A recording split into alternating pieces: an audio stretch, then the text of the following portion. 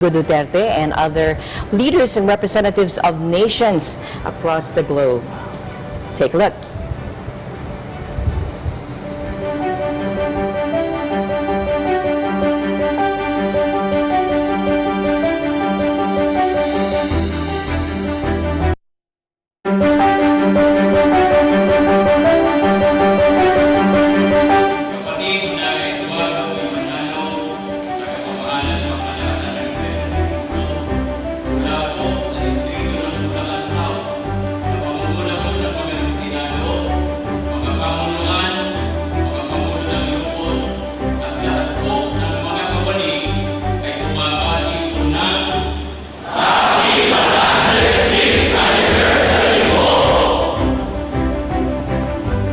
Ang mga kapatid ko sa lokal ng Chungli, distrito ng Taiwan, sa pangunguna po ng lahat ng mga may tungkulin, ay bumabati po sa lahat ng mga kapatid sa buong mundo ng Happy 105th Anniversary po! Purihin ang Diyos!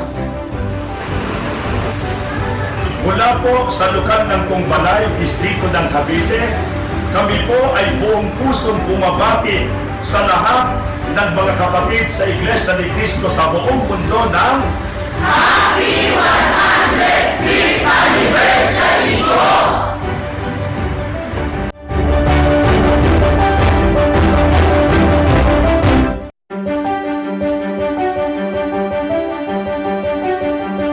Did you know the Central Oahu was once the pineapple capital of the world? On behalf of the Hawaii Bureau of the Eagle Broadcasting Corporation, we send greetings to all members of the Iglesia ni Cristo a happy 105th anniversary. I'm Mio Asenas, always one with 25.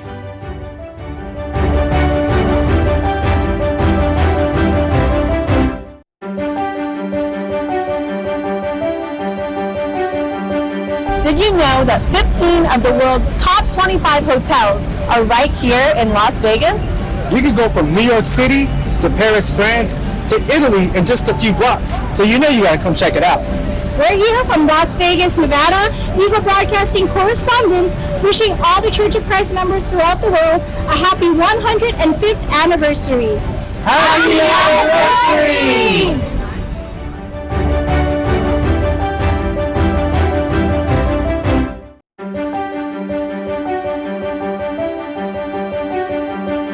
Standing behind us is the newly built and erected Governor Mario Cuomo Bridge, which spans the historic Hudson River here in New York. We're here to greet the Iglesia ni Cristo and its members a happy 105th anniversary. From the EBC Bureau in New York, I'm Jennifer Polentan. And I'm Jeffrey Polentan. And we are One with 25.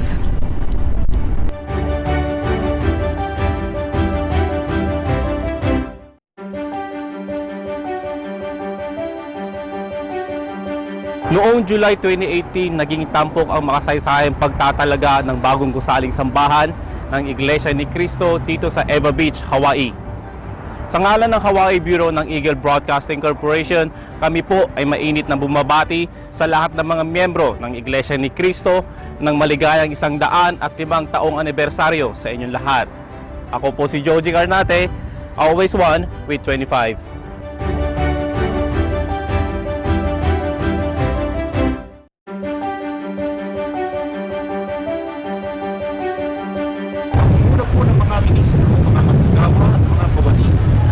Sa Ira University ay buong pagpitagan at pagmamahal ng bumabati sa ating nagmamahalang pangkalatan, ang Eduardo D. Manalo, at sa lahat ng mga kapatid ng Iglesia ni Cristo sa pagsapit ng ika-105th anniversary. Happy 105th Anniversary po!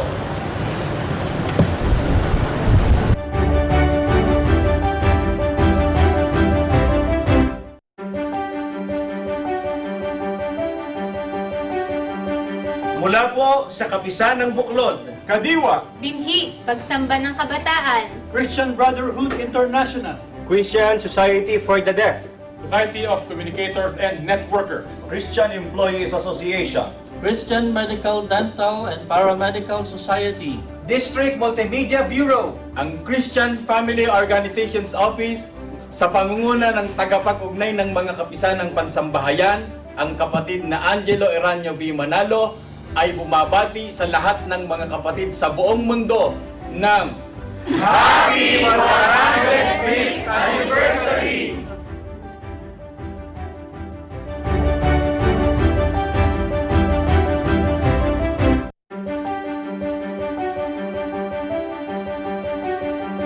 Did you know San Diego is known for its mild weather between 70-75 degrees year-round? On behalf of the sunny San Diego EBC Bureau, we would like to greet the Church of Christ on its 105th anniversary.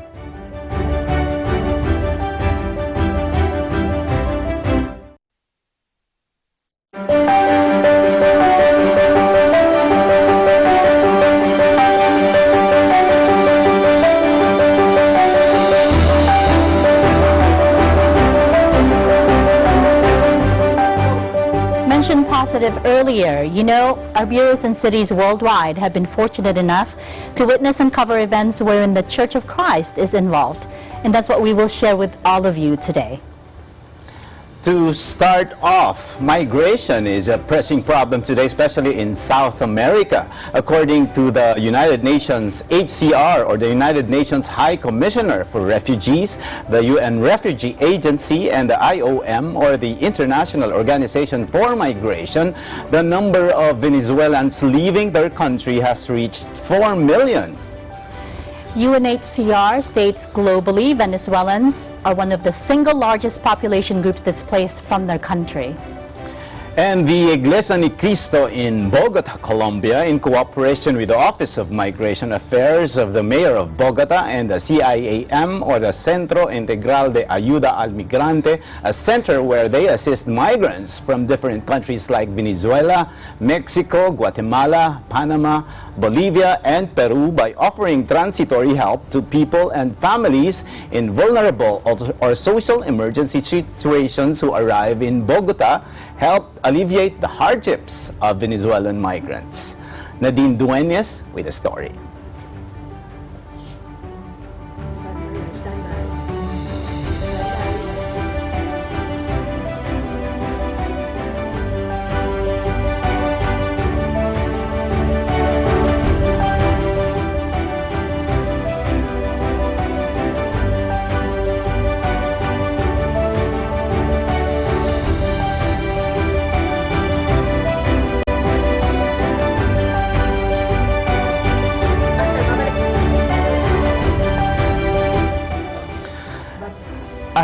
We are very happy that we have the Enabling Better Communities coverage today, and we are happy that you are also here because as we are covering the celebrations all over the world, I guess that you come from another part of the globe. Yes, yes, that's why I'm from Las Vegas, Nevada. Very hot. It's very hot there, but the weather here has actually been pretty good. Pretty good. Oh, it's not as hot as we anticipated. How's the Filipino community there? Do you have any idea how many of them Yes, are? in Las Vegas we have actually a very large Filipino community. I think the package for Nadine Dueñas' story is here. Nadine Dueñas' with a story on the hardships of Venezuelan migrants and how the Church of Christ helped them. Faced by the troubling global issue of hunger and poverty, people here in Bogota, Colombia live one day at a time, many not knowing what awaits them the next day. In an effort to help ease their burden, an outreach mission was brought here by the Church of Christ and the Felix Y. Manalo Foundation, giving those here in this part of Colombia a reason to smile and many hope for a brighter future. Bueno, no sé, imagino que muchos en el mundo pues ya saben la realidad que vivimos en nuestro país, pues, y motivado a eso pues uno sale acá, que entre comillas lo más cerca a nuestro país, en busca de mejores oportunidades. La situación en Venezuela está demasiado complicada. Una persona que gana 50 centavos de dólar por semana, muy difícil sobrevivir en un país así como ese.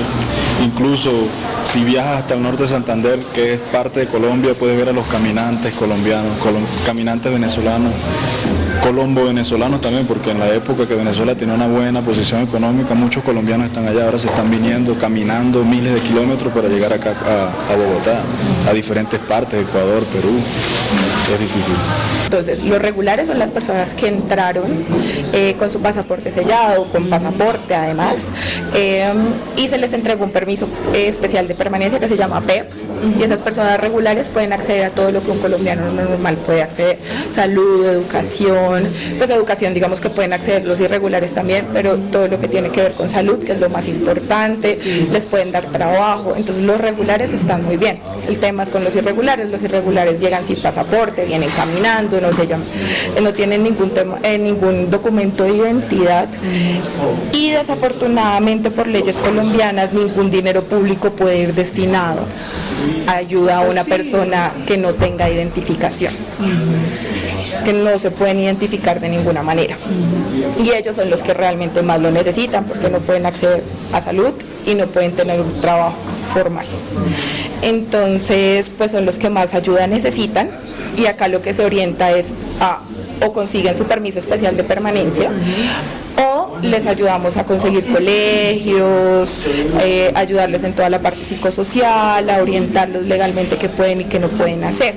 At the Centro Integral de Atención al Migrante here in Bogotá, Colombia, we are here on behalf of the Iglesia Ni Cristo, or Church of Christ.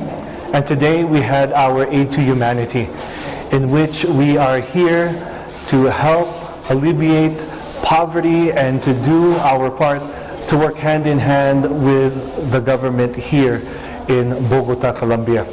We know that poverty is a problem, and a majority of them came from Venezuela.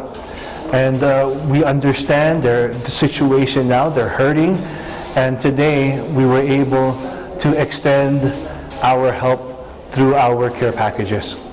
Not only that, we also taught the words of our Almighty God written in the Holy Scriptures.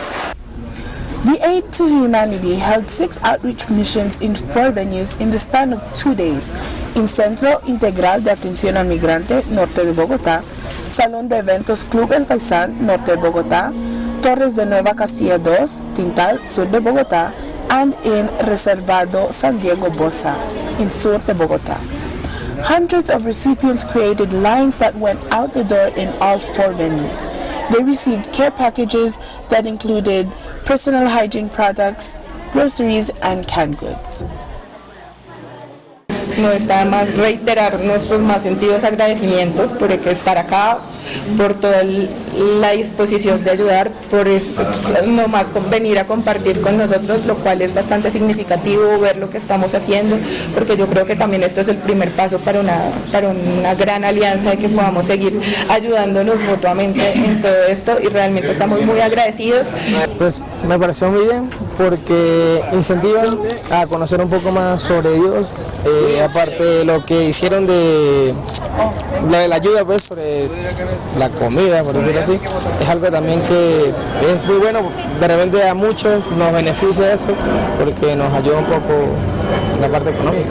Magnífico, magnífico, están obrando en el nombre del Señor y maravilloso que las personas se puedan beneficiar, que sigan haciendo esto. Sería maravilloso, como te digo, hacer una convocatoria más grande, que más familias se unan a la iglesia y que más familias resulten beneficiadas de su generosa labor aquí en Bogotá. This outreach mission continues in various Latin American cities. Reporting from Bogotá, Colombia, I'm Nadine Dueñas for Eagle News. I'm 1 with 25. Thank you, Nadine. We have more reports from Washington, D.C. Eliza? Anna, well, migration is truly a pressing global problem, but so are natural calamities. Although sometimes taken for granted and even disbelieved by prominent world leaders, climate change is undeniably taking a toll on the environment, with protests worldwide, young and old, taking to the streets, demanding laws about preserving the environment. Tornadoes, hurricanes, earthquakes, and flooding have bombarded the news recently, and those affected by them almost always need much help to recover. Here are some stories from our bureaus across North America about how the Church of Christ is a constant presence when help is needed, sought, and received. Take a look.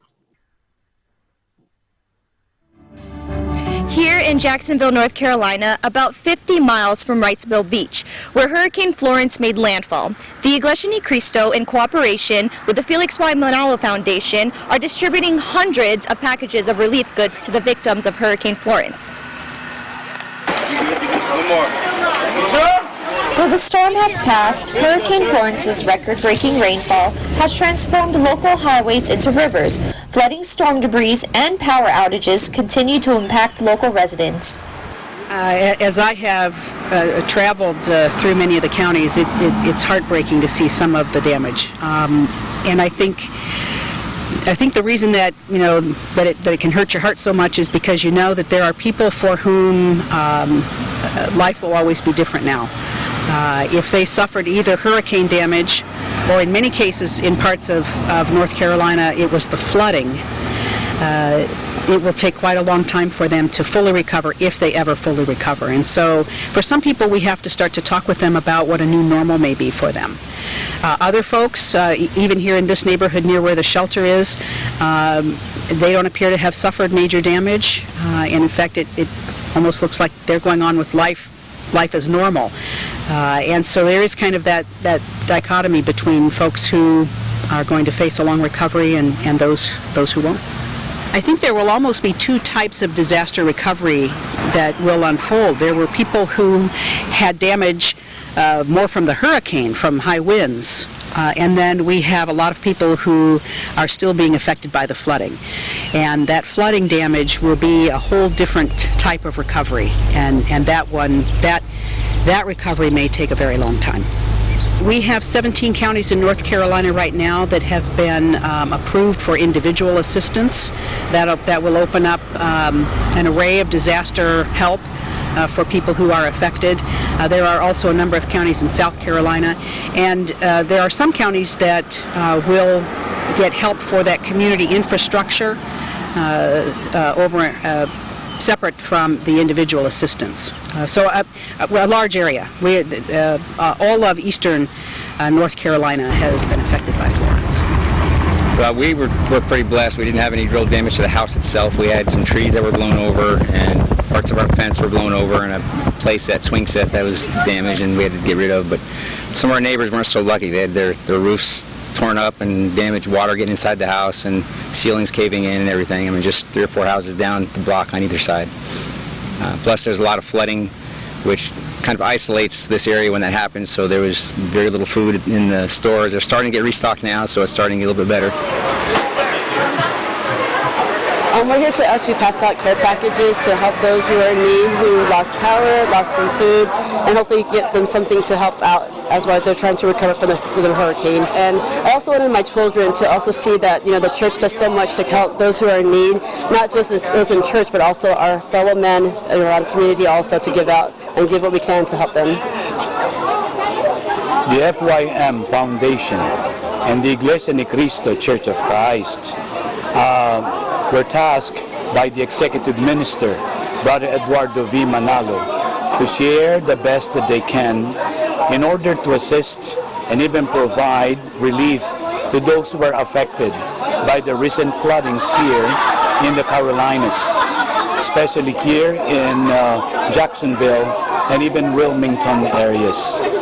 We were mobilized by the church administration that we can give as quick as we can, the best that we can, not only by sharing material things like the care packages, but more so spiritual counselings and guidance, and also prayer for those who were affected by these recent calamities. This is the least that we can do, and especially our care and also concern for them. I know this is not a one-time effort, and this is not only found in one location only. In fact, even in different parts of the states, And if we go across the oceans, there are even relief efforts that were conducted by members all over the world, in Africa, in Asia, in some parts of Europe, and even in Australia, and even in Canada. We are so thankful because the community band together, mobilized by the effort to love one another as God our Lord loves us, together with His Son, our Lord Jesus Christ. From Jacksonville, North Carolina, I am Heather Canlis, and I am one with 25. Ottawa, the nation's capital, home to the Parliament Hill where the federal government sits, a booming high-tech industry, and some of the country's greatest museums, is considered as one of the best quality of life cities in the world, based on Business Insider's survey in 2016. Given all the wonderful attributes the city holds, it is still not immune to poverty. In fact, based on the 2016 Statistics Canada Census Family Low Income Measure, there were 135,000 people living in poverty, and 33,480 of them were children. Here at the Horticultural Building in Lansdowne Park in Ottawa, members of the Church of Christ have prepared hundreds of care packages that will be handed out to many in the community. Some who have been dealing with difficult times due to the past flooding that hit both Ottawa and Gatineau, others struggling with unemployment, and many trying to keep up with today's societal pressures. Well, I want to thank the Church of Christ very much for their generosity of putting together, I think, 500 packages of food, hygiene products, and the like to help those less fortunate. It's a sign of a great Christian, a great member of society that you give back to others. The Felix Y. Manalo Foundation, a non-stock, non-political organization, has prepared several checks that will be given out to invited organizations such as the Ottawa Food Bank, Matthew House from Ottawa, Le Gitami, and Moisson Outaouais from Gatineau, whose tireless efforts have made a major impact in their community. Led by church representatives, this event is but one of many that started in Winnipeg, Manitoba, and will travel all the way to Western Canada. So I'm with the Ottawa Food Bank. I'm the Community Engagement and Events Coordinator there. And what the Ottawa Food Bank does here in Ottawa is we service 37,524 individuals who are food insecure here in Ottawa. So we provide this as emergency food every single month. 36% of those people that we serve every month are actually children. So donations like the $1,000 that we are receiving today from Mr. Eduardo Ivanala and the FYM Foundation is going to go very far. Our organization is Matthew House, Ottawa. We are a refugee serving organization. We have two departments. We have the refugee house, which is a shelter. We also have a furniture bank, which gives furniture to the people on and around Ottawa who are moving out of homelessness and they have a new house and they don't have furniture. So we provide a shelter for the homeless who are refugee claimants, newly arrived refugee claimants, and we also provide furniture for anyone who needs it in and around Ottawa. So how does an event like this help your community and help the community altogether? An event like this is very important to the community as it reaches out to those in need and provides for those in need. I find it very gracious and very important part of community building and community settlement for those who are newly arrived, for example, like the people I serve. I'd like to thank him very much for all this gracious giving to the community and for the love and care for the community, for humanity. I believe it goes very far. Well, I think it's key to say thank you to the church administration and to really say to Brother Eduardo that we are thankful for the efforts of the church. We're thankful for all the work that they're doing in poverty reduction. And cities notice that. The people in the cities notice that and are appreciative.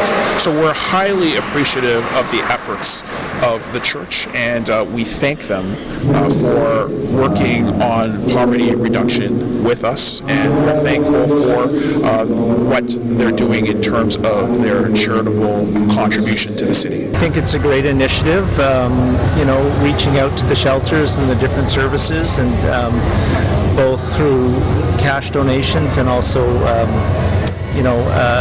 bags of goods and accessories for people. I think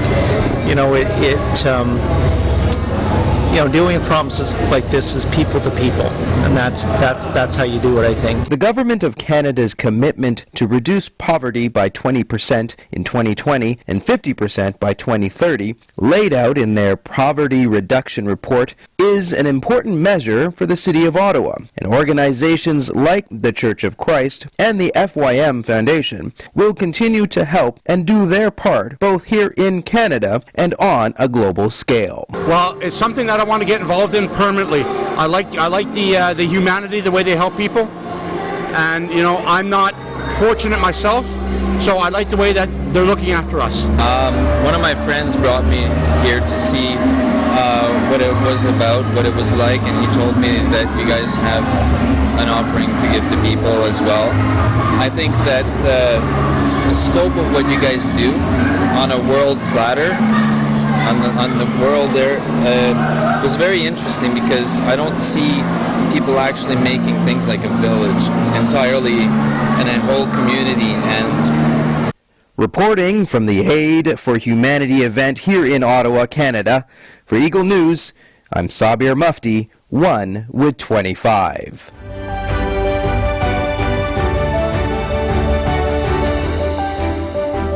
Record set in 2017 for peak water levels. The high water levels affected the cities of Ottawa and Gatineau, forcing city mayors Jim Watson and Maxime Pedneau-Jobin to declare a state of emergency for the cities. Prime Minister Justin Trudeau sent hundreds of Canadian troops to assist affected residents. Canadian troops and volunteers filled hundreds of sandbags. Ottawa and Gatineau asked for volunteers to help with filling sandbags in preparation for flooding and in helping homeowners along the Ottawa River who lived in threatened areas. In terms of the federal government, on Thursday evening, the request came from the province of Ontario through the City of Ottawa for the Canadian Armed Forces to assist, and within minutes we accepted the request. Yesterday we had Canadian Armed Forces reconnaissance teams going all the way up and down the river on the Ottawa side, because they'd already been, of course, on the Gatineau side, and looking at where the priorities and the vulnerabilities are. So today they're going to be deploying based on the Emergency Operations Center that the province has set up, based on where those priorities are. As water levels slowly receded in areas of Ottawa and Gatineau, the mayor of Gatineau called for help in removing sandbags from the properties of flood victims. Members of the Iglesia ni Cristo Church of Christ answered the city's call. Church members helped fill sandbags to protect homes from spring flood. And as a recovery from the flood, the members of the Church of Christ helped the city of Gatineau in clearing up sandbags after flood receded. As from these, the Felix Y. Manalo Foundation helped L'Ami de la Entrada, a shelter that provides food and services to families, to low-income people, and to those residents affected by the flood. Felix Y. Manalo Foundation, we would like to donate a check worth $1,000 to the L'Ami de la Entrada. Well, thank you very much, and definitely we all thank you. As president of the board of directors of L'Ami de l'Entrada, thank you very much. And merci, Eduardo V. Manalo. Vous êtes très conscient les besoins dans le pays, dans le monde. Et dans notre petit coin ici, on vous remercie beaucoup. De la part de l'Ami de l'Entraide, merci beaucoup. Merci beaucoup. Reporting from Ottawa, I am Rosalie Castro. I am 1 with 25.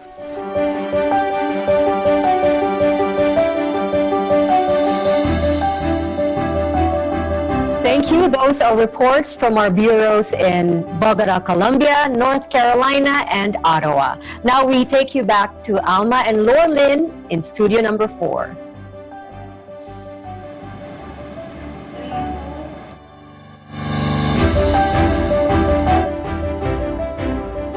Thank you, Eliza. Those were wonderful reports. You know, Lorlene, we have different, the Iglesia Ni Cristo is in different parts of the world as we know it, 152 now countries, 151 countries and 6 continents. And now we are going to get some live reports from different parts of the world from our correspondents as well.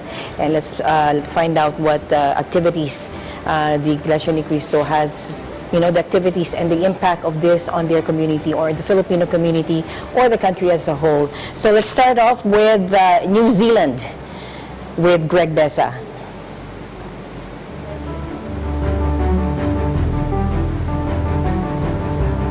Good morning, Greg. Good morning, Sister Alma, and good morning to everyone there in studio. And I would like to extend my greetings to all the brethren of the Church of Christ all over the world with the 105th anniversary. Right. Greg, how many Filipinos are there in New Zealand? Presently, there are about more than 50,000 Filipinos and Kiwinois in New Zealand, and about more than 20,000 migrant workers who are from Filipino descent. Okay. How many OFWs do we have there in New Zealand? There are about more than 20,000 OFWs here in New Zealand. Most of them are in trades profession like carpenters, scaffolders, construction workers, and machine operators. Okay. Would you like to say something to Greg or ask something to Greg? All right. Greg, how the city came together when floods threatened? Was there recent floods there, Greg? Were there recent floods there, Greg? There was no recent flood. Okay. But sometimes there are earthquakes that's striking New Zealand, in different parts of New Zealand. Okay. So, Greg, let me ask you, what are the recent activities of the Iglesia Ni Cristo there, and what have you seen? What is the impact on the Filipino community over there, and as the country as a whole? The Iglesia Ni Cristo entire district of New Zealand is conducting monthly aid to humanity, particularly to the migrant workers from different cultural backgrounds.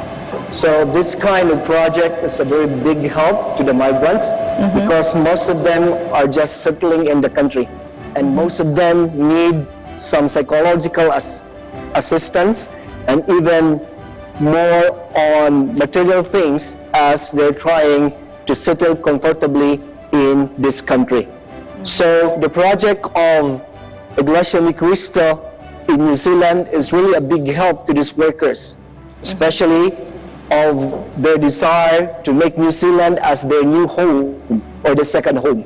So the Iglesia Ni Cristo here is also conducting seminars in immigration for that the workers to know what are their rights and how they will become permanent residents in this country.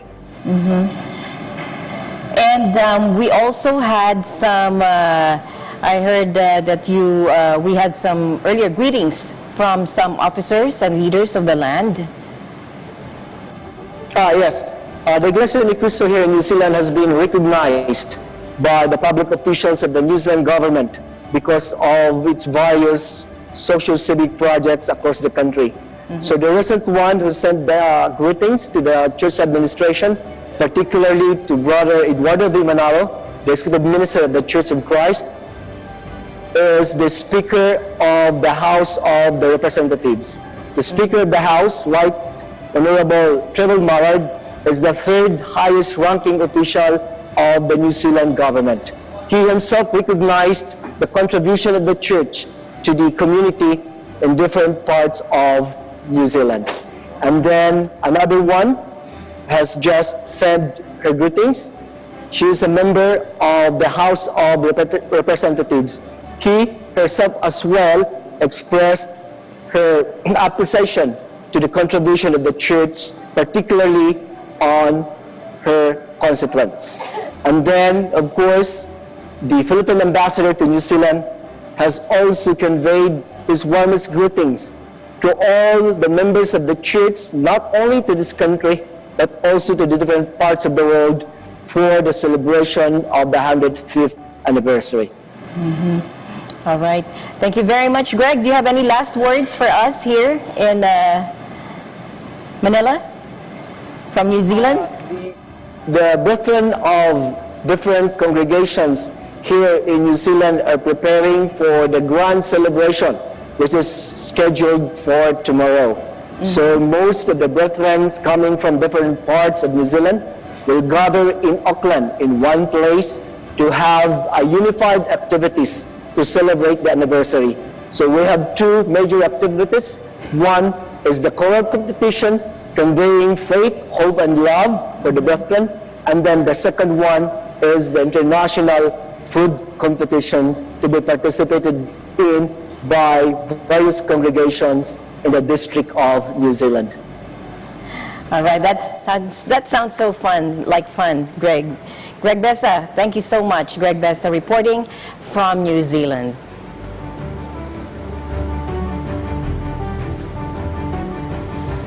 All right, thank you, Greg. Thank you, Greg. Lorleen?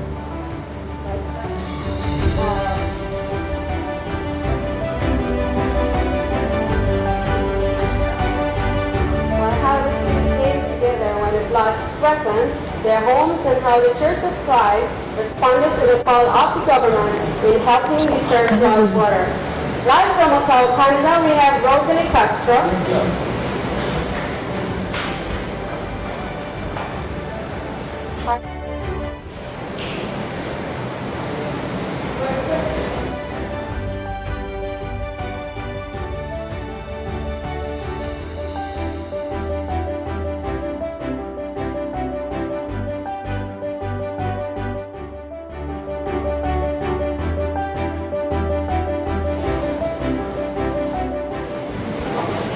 Hi, Rosalie. You are now live on TV.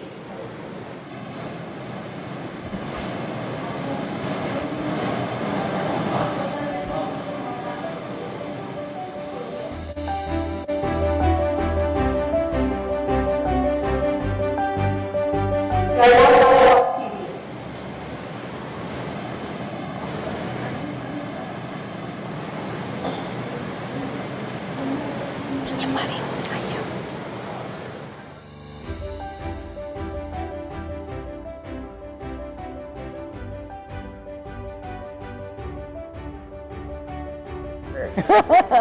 All right, let's get an update first for the 105th anniversary Thanksgiving.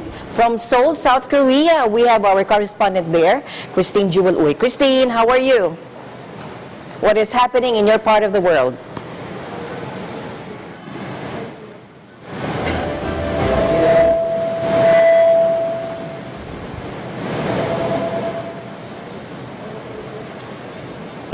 Is also they are very much preparing for this very special occasion. The Iglesia ni Cristo is also called Cristo e Kyohe here in South Korea. And also I am with me today is their resident district minister, Brother Jeric S. De La Cruz, and he will be the one to state to us how did they prepare for this very special occasion. Magandang umaga po, Brother Jeric. Good morning po to everyone. Ano ko maririnig yung sinabi ko sa iyo?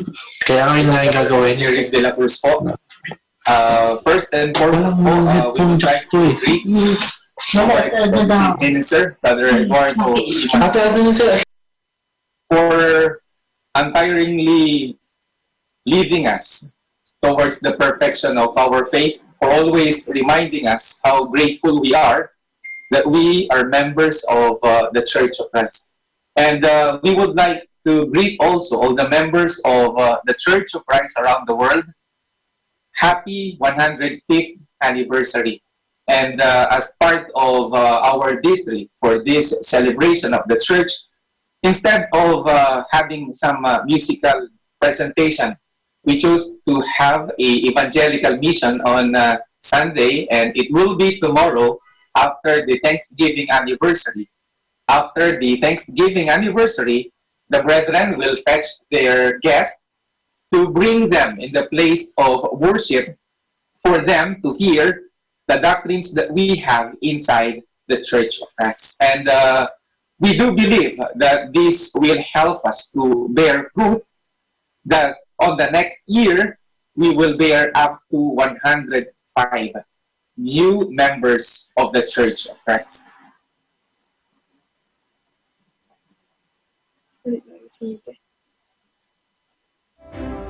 So that is Brother Jeric S. De La Cruz, the resident district minister. So as we can see, all the brethren or all the members of the Iglesia ni Cristo from all over the world are preparing so much for this very special occasion. And also here, of course, in South Korea, they also did many activities and they want to concentrate in the propagation of their faith. So also before the Thanksgiving anniversary, before today, they already did too many activities that wherein they give their pamphlets to share their faith, because they want to share their faith, because they know that this is the most important, one of the most important things that they should do in order for the other, not only the Filipino members here in South Korea, but also Koreans and some other nationalities from all over the world to know the words of God. So this is Christine Jewel, your EBC correspondent from South Korea, and I am one with 25.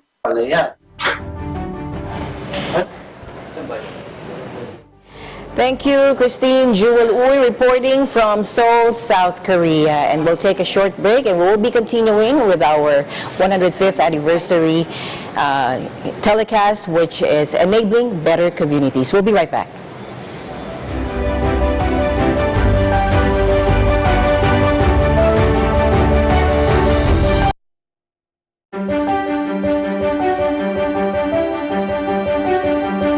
Since 1967, Boeing has been headquartered here in Everett, Washington.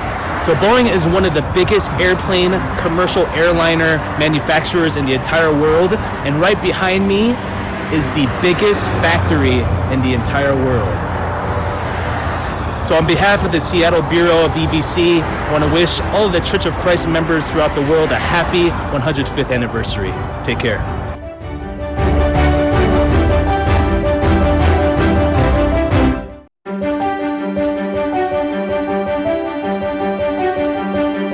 San Jose is the largest city in the San Francisco Bay Area. It's home to more than 1 million residents, me being one of them. On behalf of the Eagle News San Francisco Bureau in San Jose, California, we wish to greet the Iglesia ni Cristo Church of Christ happy 105th anniversary. I am Diana Riscal, always one with 25.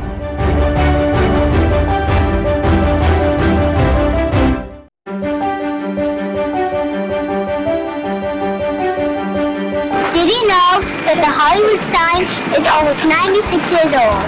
Did you know that the Hollywood sign was originally Hollywood Land? Each letter of the Hollywood sign stands 45 feet tall and varies in width. Coming to you from the top of Tinseltown, your Eagle News correspondents wish to greet the Church of Christ.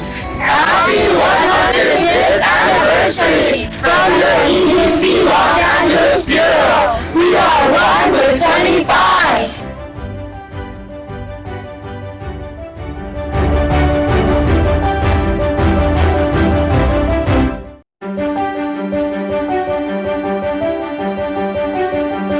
On July 27, 1914, the First World War erupted. 105 years later, behind us is the World War I Memorial in Washington, D.C. This memorial is the only city-centric monument on the National Mall dedicated to thousands of Washingtonians who served in the said war. And simultaneous with the outbreak of the First World War on July 27, 1914, the Iglesia ni Cristo was registered with the Philippine government. Today, from the EBC U.S. headquarters here in the nation's capital, we wish to greet members of the Iglesia ni Cristo a happy 105th anniversary. I am Eliza Gonzalez Manglicmon. I am Aldo Sequesta. And I am Dexter Manglicmon. And we are one with 25.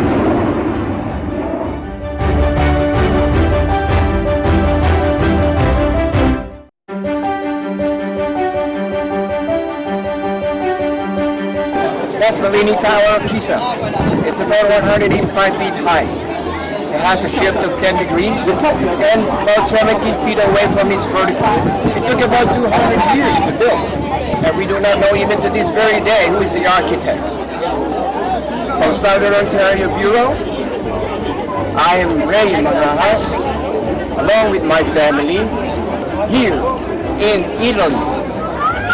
Happy 105th anniversary.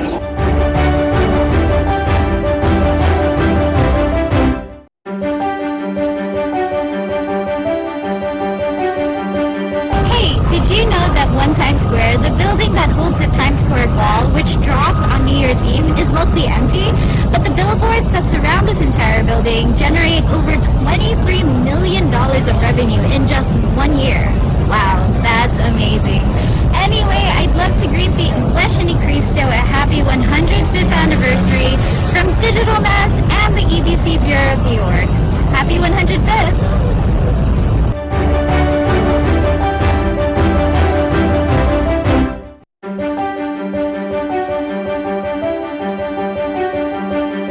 Kami po mga may tungkulin at lahat ng mga kapatid dito po sa lugar ng Cebu City, distrito ng Cebu City, Cebu, ay bumabati sa ating po tagapamahalang pangkalahatan ang kapatid na Eduardo Manalo at sa lahat ng mga kapatid sa buong mundo sa pagsapit ng ika-105 anibersaryo ng Iglesia ni Cristo.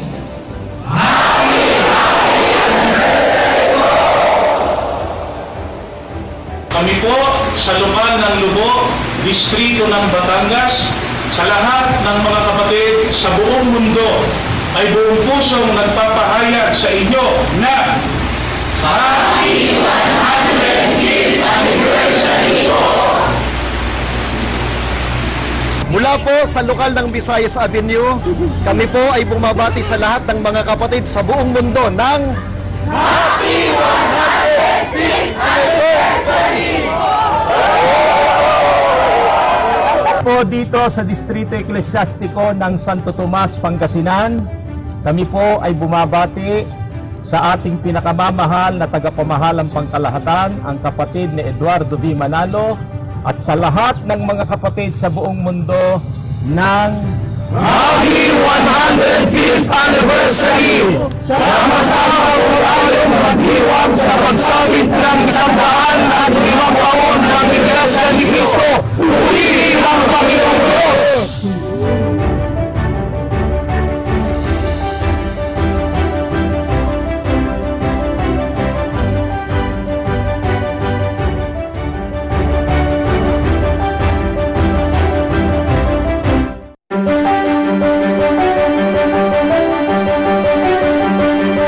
Mula po sa pagsamba ng kabataan dito po sa lokal ng Alcobar Family 1, distrito ng Arabia East, bumabati po kami sa kapatid na Eduardo V. Manalo at sa lahat ng mga kapatid sa Iglesia ni Cristo sa buong mundo ng Happy 105th Anniversary po!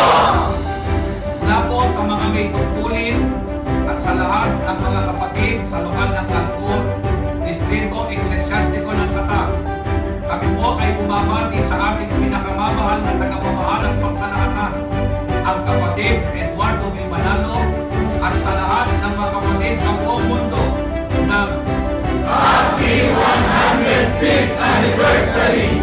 Mahal na mahal po namin kayo! Mula po sa lokal ng Al-In, distrito ng United Arab Emirates South, ay bumabati po kami sa kapatid na Eduardo V. Manalo at sa Iglesia ni Cristo sa buong mundo ng Maligayang ika-105 taong anibersaryo ng Iglesia ni Cristo. Purihin ang Diyos!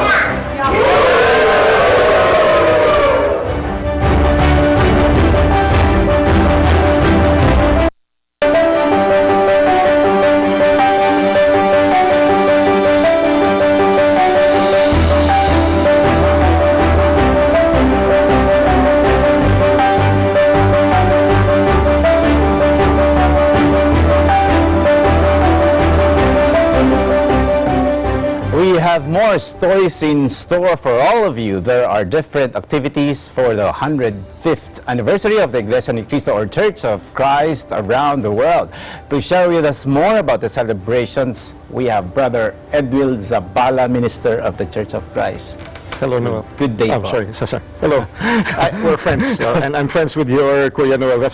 And you look like, so I'm so sorry. It's okay, sir.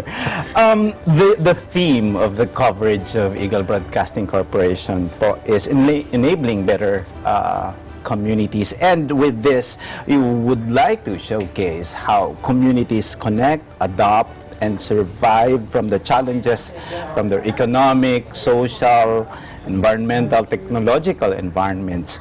And as we were talking about earlier, organizations, a lot of organizations even employ corporate social responsibility, sustainability initiatives, to achieve this. But with the Church of Christ, it appears that enabling or bettering communities is in your DNA. Yeah, I like that word that you used in our conversation earlier when we were not yet on cam. It's part of the DNA of the Iglesia ni Cristo. Of course, I'm coming from a religious background, a religious point of view, being a minister of the Iglesia ni Cristo. If I were to describe the basic tenets of the Iglesia ni Cristo, the primary and most important commandment will always be loving the Lord God with all your heart, your soul, your strength, your mind. And the second doctrine or commandment is similar to that. It involves love, loving your fellow man, your neighbor as you love yourself. So it is part of the DNA of the Iglesia ni Cristo that since we are expected to love our neighbor, our fellow men, then it follows that we help our fellow men to improve their lot in life. And so you enable and you help improve their condition in life as far as you are able, as much as you are capable of. Earlier, we were showing, because we have a lot of bureaus, Eagle Broadcasting Corporation has many bureaus in different parts of the world, and we were reporting earlier a lot of reports coming from the US, coming from Brazil, coming from I think other reports will come in from Japan and other continents. We see the growth of the Church of Christ in many parts of the world. How is it dealing with various cultures and nationalities, and how is the church growing so tremendously, especially today? Let's break down the answer. The Iglesia ni Cristo right now has more than 7,000 places where members congregate around the world. So we're now found in 152 countries and territories around the world. Part of the membership of the Iglesia ni Cristo includes about 147 different nationalities or races, I should have said, races. Now, you come into contact with different cultures and even subcultures within one country. The Iglesia ni Cristo will always uphold a Christian culture because the Iglesia ni Cristo is a Christian religion. And that Christian culture is firmly based on what the Bible teaches. We are respectful of the laws of the countries where members of the church are found. We teach the brethren, the members of the church, to be obedient to the laws and to be respectful of the well, I wouldn't go so far as to say that we are respectful of everything that is being done or is happening in a particular culture, because it might be negative, it might be going against what the Bible teaches, but we do teach the brethren to follow the laws, to be peaceful, and to be loving towards their neighbors. Now, having said that, you mentioned those places earlier, the United States of America. You received reports from there, from Brazil, from Japan. the Iglesia ni Cristo in the past has been involved in Tagalog we call it the lingap sa mamamayan. So it's outreach, providing sometimes as simple as foodstuffs. When in those places natural calamities take place, in Japan during the earthquake in one of those areas, the brethren went there to bring what they had collected from the other members of the church. In Brazil, that was also done by the church. In the United States of America, multiple times we've done that. Not only when it comes to natural calamities, but there is an ongoing and continuing calamity in the form of extreme poverty. So members of the church are taught to provide aid to our fellow men, our neighbors. And that takes the form not just of short-term provisions, if I may use those words, but also long-term. In any congregation of the church, you'll find that part of the activities that we have involve providing information, training, for example, to those who may request it, so that they can have viable means of earning a living.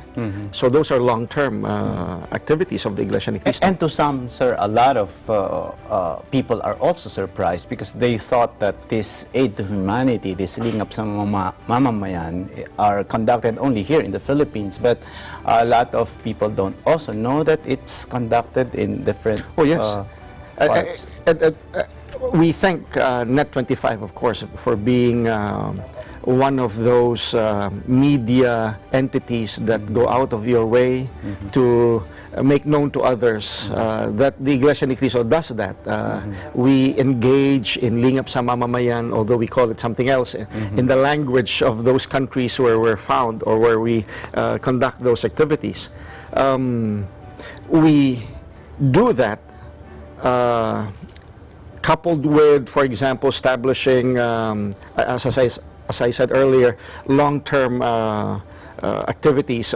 We established, for example, we established, I should have said, for example, eco-farming activities or eco-farming sites in Africa. And that was one of the results of that worldwide walk against poverty that was held here, and not just here in the Philippines, but around the world. So when we say we appreciate that people learn about this, that we do this, not just here in the Philippines, but outside the Philippines as well. In Tagalog, we have a phrase for that, nagbubuhat ng bangko. Okay, so we're not doing this simply because we want people to learn about it and then to give kudos to the church, so to speak. No, we do this so that people will see if we can do this. If the Church of Christ is doing this, then that means that you can do this also. And so that has always been part of the message. If you have been helping in the past already, don't stop. Continue doing that. Because as human beings, the Lord God, when He created us to be holy and to be filled with love. And part of that love has to do with loving our neighbor, our fellow men. Speaking of loving of our fellow men, sir, one of the significant contributions that when Net25 also reported it are the aid to OFWs. We know that there's a lot of overseas Filipino workers, and I was part of the crew of Net25 also who covered the aid for OFWs in Hong Kong, and there were a lot of OFWs there who benefited from this social-civic activity. Why the focus for overseas Filipino workers? Well, it wouldn't be very accurate to say that there is a focus on OFWs because the focus is on everyone who is in need. However, having said that, the executive minister, of course, whether he is there personally or whether the other ministers of the church are there, that has always been one of the thrusts of the present administration of the Iglesia ni Cristo, that we extend help even to those who are already gainfully employed, although not all OFWs are gainfully employed, because as you said, you were there in Hong Kong, and you probably were able to interview many of our kababayans there who people here might not be aware of this, thinking, oh, you're working there, for example, in Hong Kong, so you're earning. But that's not always the case. We have many kababayan who, after working, where, for example, if they're employed as household help, they try to find other ways to make money so that they can send more back to their families here in the Philippines. So we know that there are people employed overseas who are also suffering. And since the church is there, and again, as part of the DNA of the members of the church, we love our neighbors, we love our brothers, our sisters, our fellow men, whether they're members of the church or not. We extend help to them, and you were witnesses to that. We try to provide assistance to our fellow, not just fellow Filipinos actually, but our fellow men outside the Philippines whenever they are in need. Now, Brother Eduardo Manalo, the executive minister of the church, is also pushing for this, leading the members of the Iglesia ni Cristo concerning this, whenever he is there personally outside the Philippines, because if he can do it, and he does it, even when he's not there personally, he always exhorts those ministers assigned to the different congregations of the church outside the Philippines and inside the Philippines to make sure that we extend help to our fellow men when they are in need. So much more, he'll do it when he is actually there and he sees firsthand the situation of our fellow Filipinos. Let's focus on them first. The OFWs, when he is there personally and he sees them personally, how can he not lead the members of the church in such socio-civic activities when in fact he does it even when he is not there personally? And sir, when the Net 25 news teams and the bureaus also reported, there is a very good positive reaction from the non-members, because they are saying that there is a support system of Filipinos, especially when the Church of Christ is in that community. What is that kind of support system that the Church of Christ is giving to both members and non-members? Perhaps because I was talking about the social civic activities earlier, there might be those who just tuned in and who may be thinking that the Iglesia ni Cristo is more focused on such activities. We hope they don't forget, they don't lose sight of the fact that the Iglesia ni Cristo is a church, it's a religion. So we provide primarily religious instruction. The Iglesia ni Cristo provides faith-based support, even to those who are not members of the Iglesia ni Cristo. I mentioned earlier that there are more than 7,000 places all over the world where members of the Iglesia ni Cristo congregate to worship. Those worship services are open even to non-members. We extend an open invitation to those who are not yet members of the Iglesia ni Cristo to join us in such congregational activities so that they will hear about what the Lord God plans for all of us. And if someone embraces with faith God's words, these words offer hope. They strengthen us, that part of us that is often ignored because we're so focused perhaps on working for a living, we're so focused on the things of the world. There are people who ignore that internal person and the needs of that internal person. We need to have hope. Otherwise, even if you're earning so much, if you do not have hope, the sad truth is there are places around the world, countries that we consider to be very rich as far as material things are concerned, but they have, let's say, for example, high rates of suicide because people suffer and the suffering is not addressed by the material things that they may have. And so here is the Iglesia ni Cristo. Part of the message of the Iglesia ni Cristo, and this is firmly based on what the Bible teaches, is that the Lord God who created us is present in our lives. He has not abandoned His creation. He offers hope to those who will submit to His commands, to those who submit to His will, who will allow the Lord God to guide them in their lives. Now, that hope extends not only to the things we need in this life, but also, just as important, it extends to what will happen at the end, because the Bible speaks of an end, that there is salvation, there is eternal life awaiting those who are found to be obedient to the commands of the Lord God. Thank you, sir. Now, sir, you mentioned about different countries and different nationalities, and just a few more countries, and you'll have the whole United Nations. But my question there, po, is knowing that the Church of Christ is present in these different countries, which has different various cultures. What is the culture of the Church of Christ that is maintained all over these countries? Well, in a nutshell, obedience to God's words written in the Bible. So the Iglesia ni Cristo does not uphold the culture of a particular country.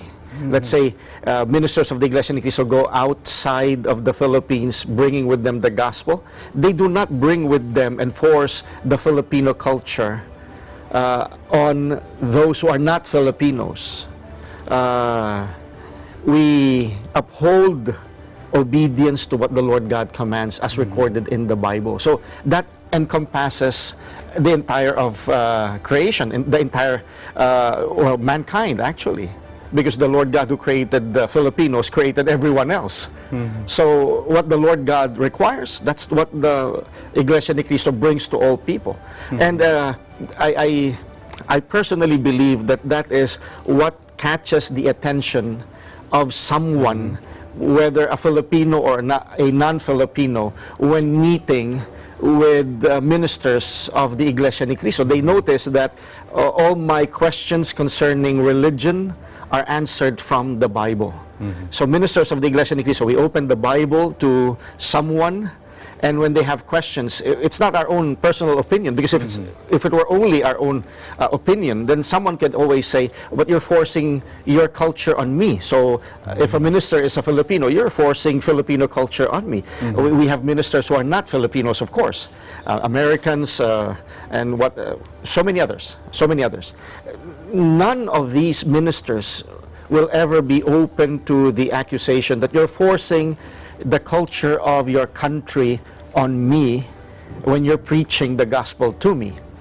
Because we all go back to what the Bible teaches, and that serves as the standard. When we speak of what culture we bring to others, I mentioned this earlier already, it's the Christian culture. It's the culture of true Christians as recorded and as supported by what the Holy Scriptures teach. Thank you, sir. Now, another important matter that I'd like to ask, especially with the reports coming from our bureaus and reported by Alma Angeles of Eagle News International, are the decline of the many churches. Church buildings are closing, but with the Church of Christ, you continue to build new houses of worship. Well, I really cannot, I would not be in a position to say exactly why that is happening in a particular religion or church. I am just as conversant as you, perhaps, or maybe you're more conversant about this than I am. When it comes to this or that particular religion, I simply base it on what I read or hear about them.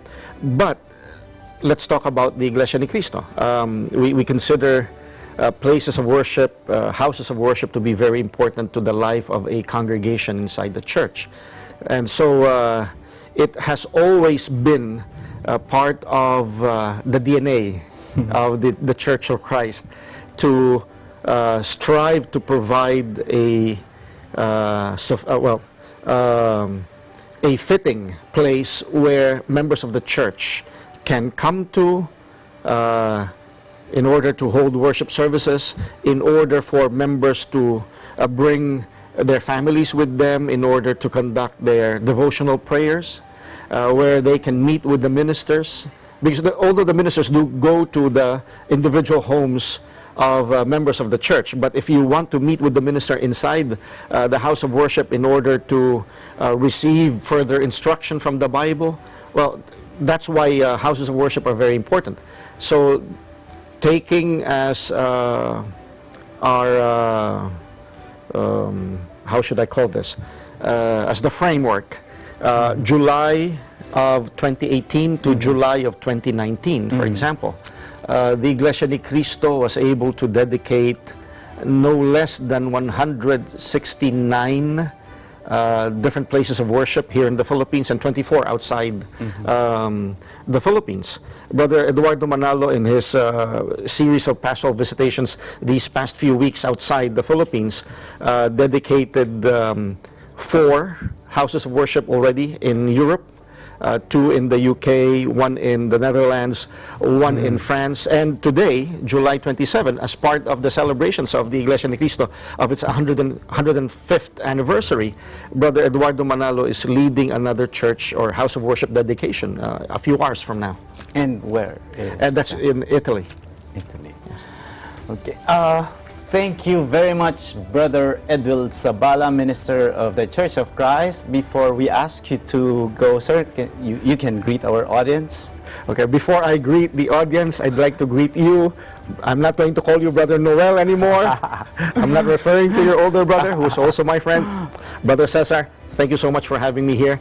And to everyone, especially the members of the Iglesia ni Cristo around the world, I would like to extend my greetings to all of you. A happy 105th anniversary to all of us, members of the Iglesia ni Cristo around the world. Thank you, Brother Edwil. Greeting the Iglesia ni Cristo this day is Philippine President Rodrigo Duterte and Vice President Leni Robredo. Let's watch this.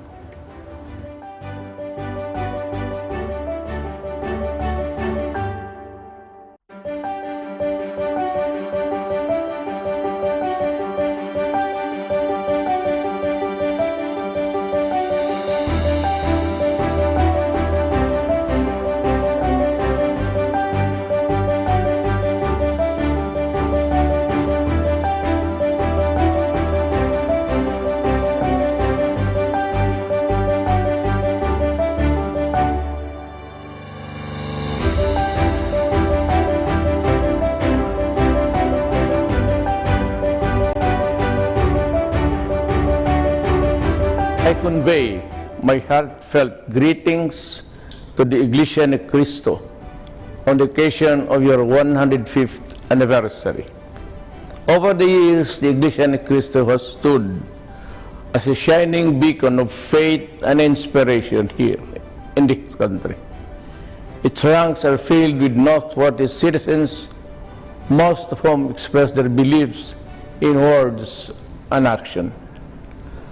As you celebrate this momentous occasion, it is my hope that you will remain committed in propagating the good news of God's salvation to all people. We also remain our government's partner in realizing our shared dream of a peaceful, harmonious, and progressive nation. I wish you a joyful and meaningful anniversary.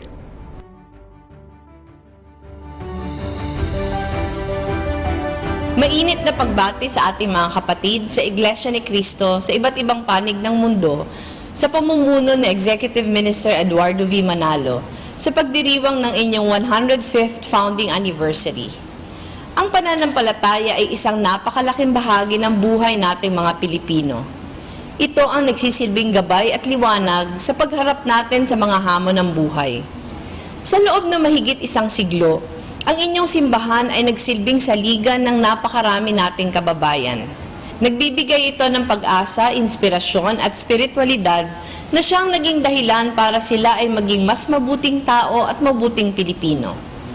Naway ang pagdiriwang na ito ay magsilbing isang pambihirang pagkakataon din upang sariwain at mas paigtingin ang inyong hangarin na pagsilbihan ng mga kapatid nating mahihirap at tunay na nangangailangan. Sa inyong pagbubukas ng isang panibagong taon, sana ay patuloy pang lumago ang inyong simbahan at lumawig pa ang inyong pananampalataya. Maraming salamat at mabuhay po kayo.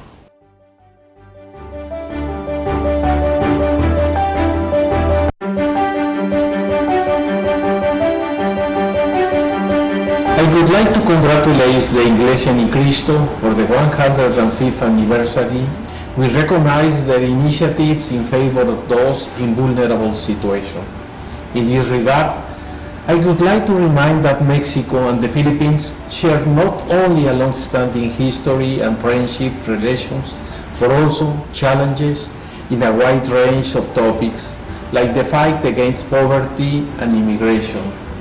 The attention of these problems open an opportunity for mutual collaboration and cooperation. In fact, this was the main focus of my recent talk to students and professors of the New Era University. In this spirit of friendship, we are ready to continue fostering cooperation with Iglesia Ni Cristo in all the mutually beneficial projects as a bridge of friendship between Mexicans and Filipinos. Finally, I would like to express to Executive Minister Eduardo Manalo my best wishes for continued success in his endeavors in favor of the Filipino people.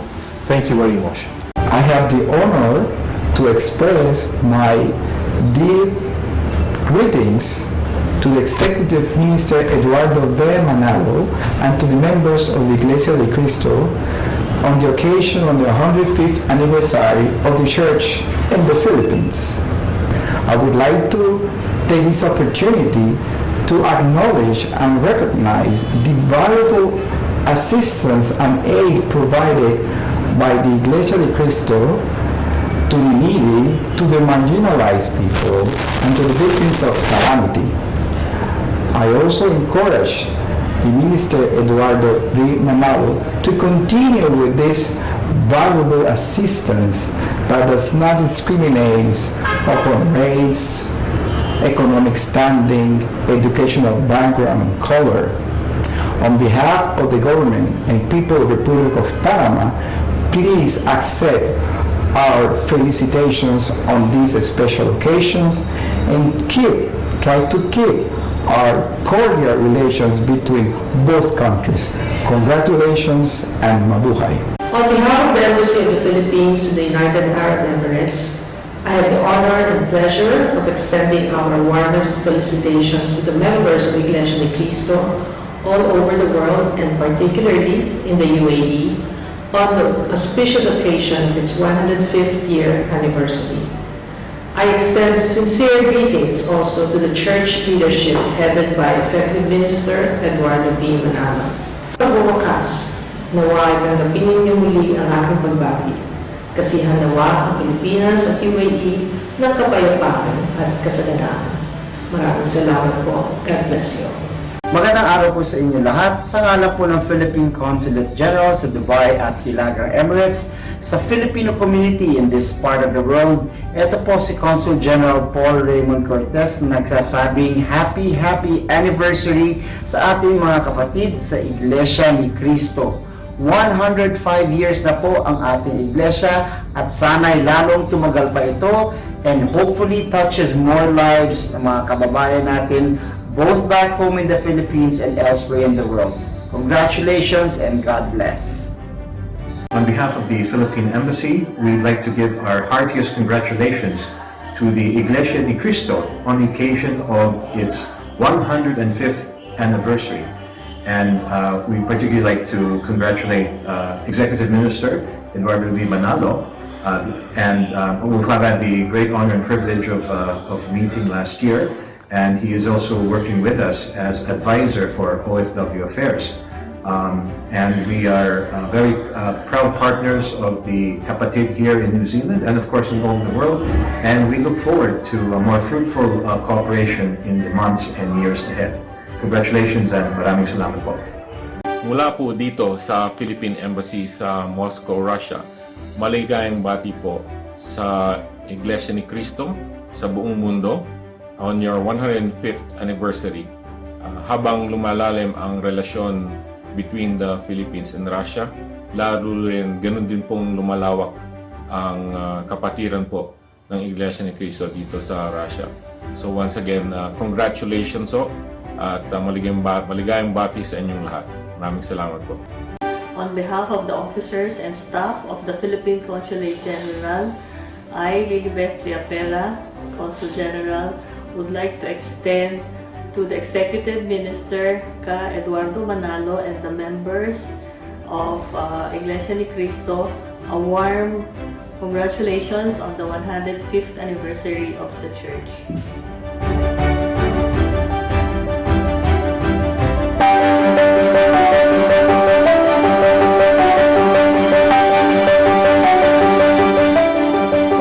Everyone, you're watching Enabling Better Communities, EBC's coverage of the Iglesia ni Cristo's 105th year celebrations. Now let's have live reports from different parts of the world. Live from Canada, we have Rosalie Castro. Rosalie? Hello, good evening to you there at the studio. Good evening. Good evening, good morning here. And good morning here. Yes. How the city came together when floods threatened their homes and how the Church of Christ responded to the call of the government in helping deter floodwater. Rosalie? Well, the residents and the communities came together to fill up sandbags at the time of the spring flood.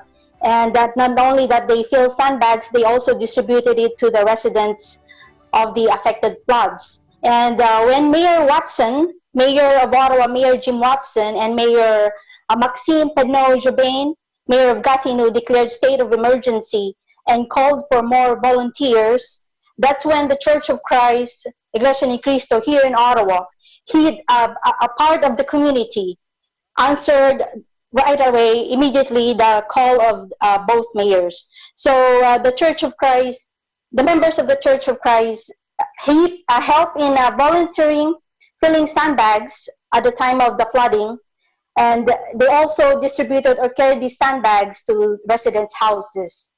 And then a few months after, actually in May after the flooding, the Church of Christ here in Ottawa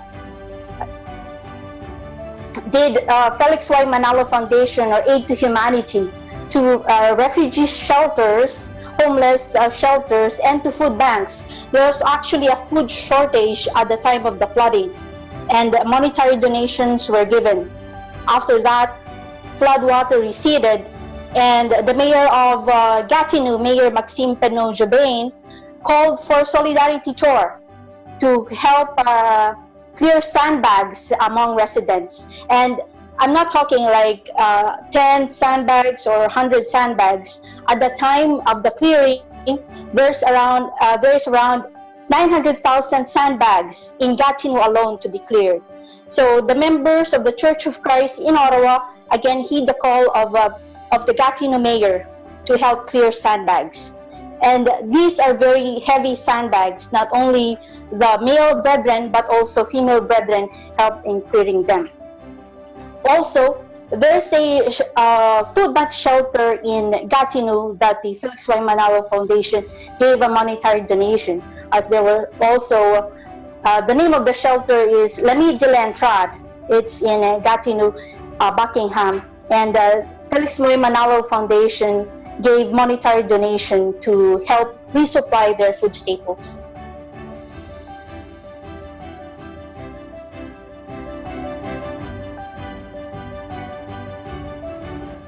Thank you, Rosalie. Now from Canada, let's go to Australia. INC members in Australia held celebratory activities for the 105th anniversary. Live from Melbourne, Australia, we have EBC correspondent Patricia Madronio.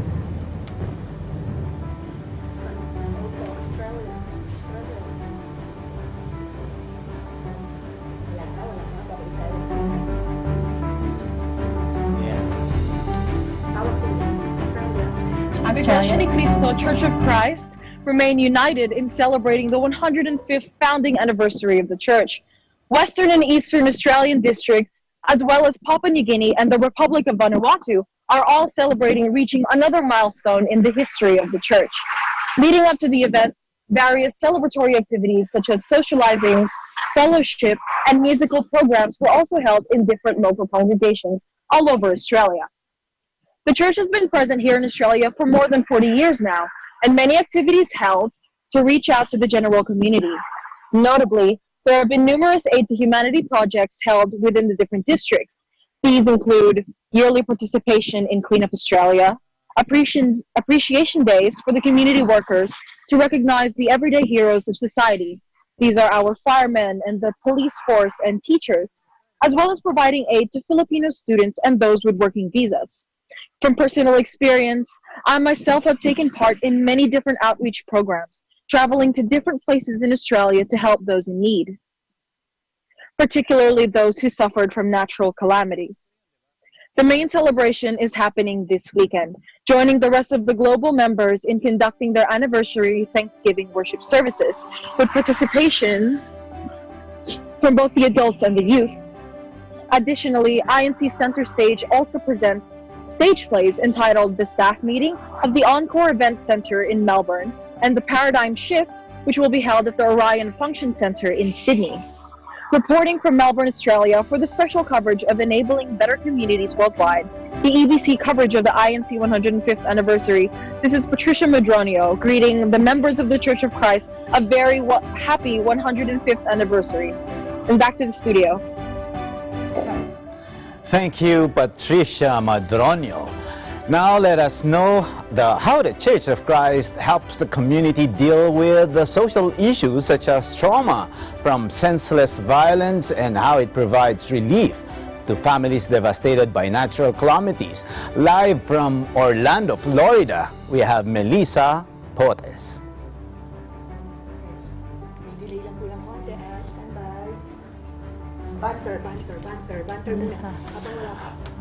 Yeah, Miss Anna, you're also from Las Vegas, Yes. and you have learned a lot of these updates and information about these killings. What's basically in your experience? What were these reports? Yes. And what's the motive behind this? I know we had unfortunately for the one that was happened in Las Vegas, which remains, I believe, as the as far as number of people that was killed, unfortunately, it still remains the highest outside. But the motive was never uncovered, unfortunately. Even after the investigation, as a matter of fact, up to now, that area in Mandalay Bay in Las Vegas where it happened, it's still there. It has not been reopened yet. It's still barricaded. So, yeah. But in your experience there, definitely there would be government response in terms of policy reforms. In your case, what has been changed in terms of policy? Honestly, there has not been change that I know of yet. There in Las Vegas, it is easy to be able to buy a gun. You can get a license to carry. So you can get a license to carry it, either if you want to conceal it or so anybody. I think Melissa is here. Melissa is reporting live from Orlando, Florida. Melissa? One of the prevalent issues here in Florida and throughout the United States is the issue of gun violence and school shootings. There's been an increase in threats to our schools and to the children and in their families. In speaking to the members of the Church of Christ, the overwhelming sentiment has been the importance of building up the family unit. And they're doing this by opening activities for the community, including things like bike rides and family fun runs, but also helping the community by participating in back-to-school fairs, engaging in activities to promote our core beliefs and values, and the idea of supporting the community, especially those with lower incomes.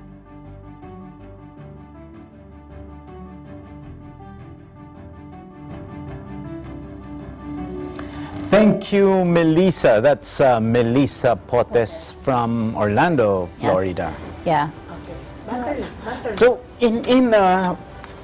based on her report, we see a lot of communities suffering from natural calamities. As our chairman of the board says, we live now in interesting times. Yes. If it's you just arrived here in the Philippines. It's very interesting here, but in Las Vegas, I wanted to know what's interesting in Las Vegas. What's interesting in Las Vegas?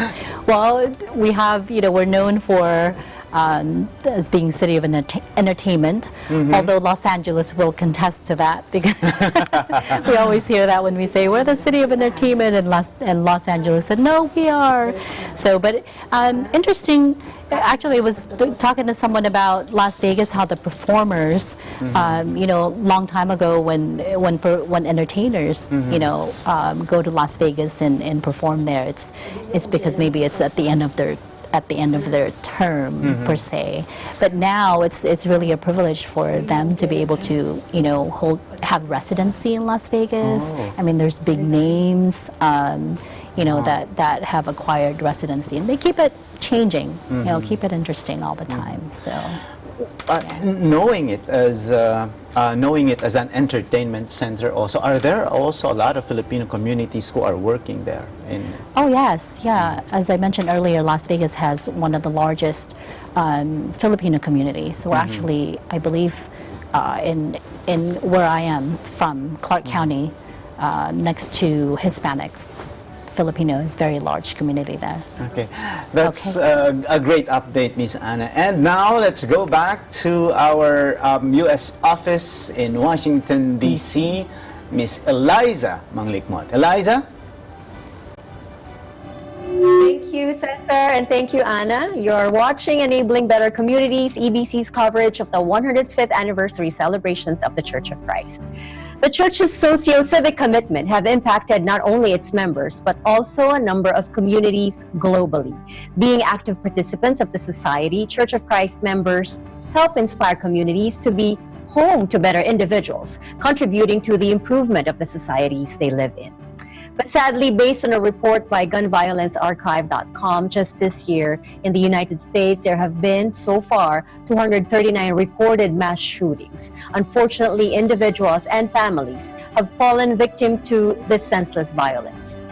And so the Church, being a strong presence in the community, holds activities about caring for the safety of families, be it from natural calamities or other environmental and social threats. Here are reports from our bureaus in Las Vegas and Washington, D.C. Followed by stories from a major from disaster happens in your city. Are you prepared to help your family and those around you into safety? Well, I'm here at the Las Vegas Fire and Rescue Training Center, where they are holding Southern Nevada's first full-scale Community Emergency Response Team exercise. The day started in the classroom where the volunteers had a review of selected topics from the CERT curriculum. But this is not an ordinary CERT refresher course. Today, they're doing something new for the very first time. So what is happening here today is our first CERT, Community Emergency Response Team exercise for Southern Nevada for people who have been through our CERT classes. So these are people who have been through the 6-week course or the weekend course, and this is an exercise to help them brush up their skills, see if how they handle some of the new material we taught them. The CERT program, it's either a 6-week course or a weekend course, whichever fits your schedule. Teaches people basic fire suppression, cribbing, basic first aid, some disaster psychology. So just basic skills that people would need in the event of a major disaster, so you can help your friends, your families, or your neighbors in the event that first responders are taxed and can't quite get there in a timely fashion. About 70 CERT volunteers were able to put into practice what they learned during a simulated plane crash scenario. According to DeMarco, they were tested on assessing the situation, looking at the victims' injuries, and prioritizing who needed help first. Complete with stage victims under rubbles, first aid treatment areas, and the help of professional first responders, this full-scale CERT exercise was appreciated by those who took part in it. I thought it was great. It's kind of a learning experience, playing victim, and we're on the other side and we're the ones trying to help save lives. It was very good, very educational, very, very well done. They did a good job of organizing it. I think if more of us are educated in what to do in a disaster, there'll be less chaos, less panic. I think that they should go through the course, even though it's 18 hours. 3 hours a day, 6 times, and it's worth it. Just if you save your family, it's worth it. The CERT concept was developed by the Los Angeles Fire Department in 1985 and was made available nationally by FEMA since 1993. Reporting for Eagle News, I'm Anna Cui, and I am 1 with 25. On its third week now and tying with the longest in U.S. history, the U.S. government shutdown has furloughed about 800,000 federal employees. 9 departments, or about a quarter of the government, is closed. This includes the NPS, or the National Park Service, who takes care of all national parks. The temperature hovers around the freezing mark today, but a group of community volunteers are braving the cold and giving their share to help clean the surroundings. Joining Eagle News today is a minister of the Church of Christ, Brother Matthew Capistrano. Hello, Brother Matthew. Hello, good morning. Brother Matthew, what is going on here today with your group? Today we are here to represent the Church of Christ, or the Iglesia ni Cristo, and we are here to do our part to fulfill our values as members of the Iglesia ni Cristo, which is to continue to be of service to our fellow men. And today we have our community service. We decided to come out and to help clean the National Mall. Well, just like what's taught in the Holy Scriptures, that's what we hold on to. Our values are based on Scriptures and the words of our Almighty God. We will continue our volunteer service, and we're guided by our Executive Minister, Brother Eduardo V. Manalo. And through his leadership, we're always being reminded that we always take the opportunity to do what is good. And today, we're taking advantage of the opportunity, especially now, to keep the environment clean. We know that there are many people who are furloughed right now, and it would affect the environment, so we're here to help out in any possible way. Whether this government crisis will soon end or last for months is unclear. What is clear today, though, is that members of the community, like that of the Church of Christ, are doing what they can in this time of uncertainty. Reporting from the National Mall here in Washington, D.C., I am Eliza Gonzalez Manglik Mott, 1 with 25. Studio.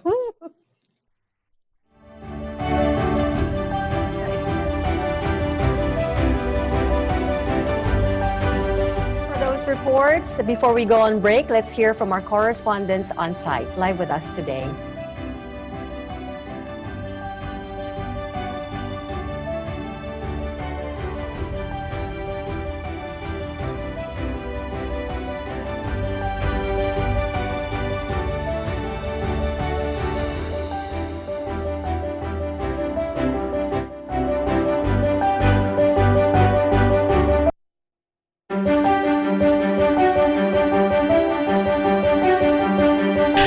Situated about 2,600 meters above sea level, did you know that Bogota is the third highest capital of South America? I'm Nadine Dueñas from the South American Bureau, and I would like to wish the Church of Christ happy 105th anniversary.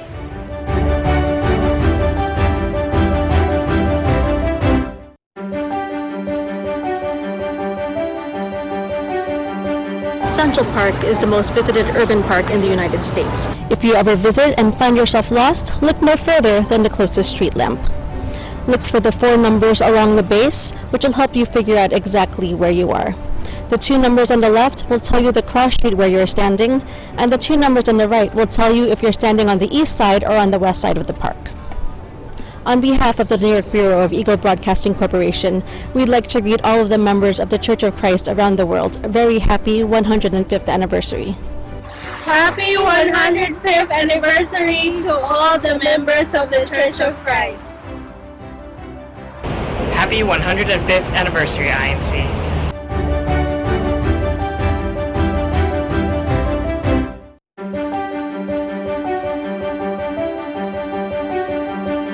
Isang maligaya at maalab na pagbati po sa pamunuan at mga kaanib ng Iglesia ni Cristo sa buong mundo sa pagsapit ng ika-105 taon ng kanyang pagkakatatag sa Pilipinas.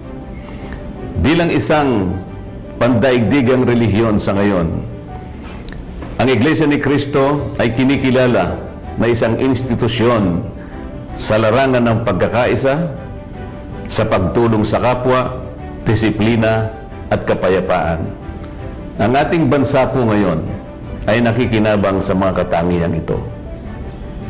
Mabuhay po ang Iglesia ni Cristo.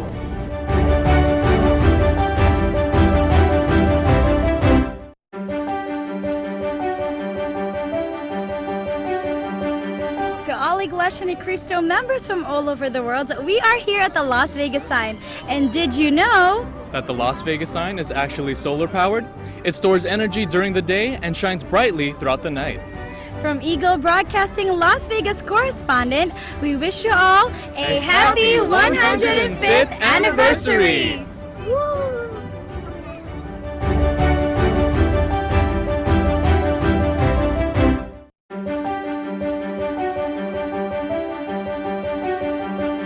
The American battleship USS Missouri, now sitting quietly here in the waters of Pearl Harbor, served as a gracious host off of Tokyo Bay on September 2, 1945, when a small delegation of Japanese officials came on board in order to sign the instrument of surrender before a host of senior Allied officials like General Douglas MacArthur and Admiral Chester Nimitz. That event would mark the end of World War II.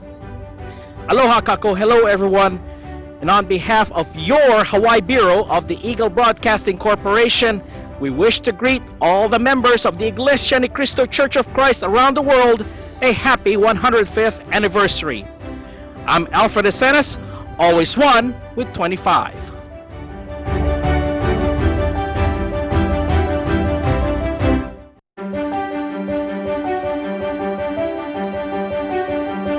Sa ngalan po ng aking pamilya at ng 10 na aking mga samahan sa Manila Broadcasting Company, kay Eduardo, bumabati po kami sa inyo ng 105th anniversary.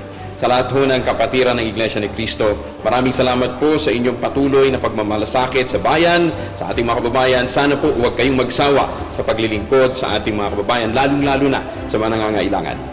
Happy 105th anniversary po.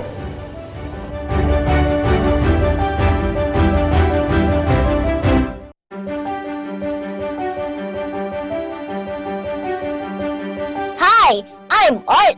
And I'm PJ. And we are from Net 25 Kids.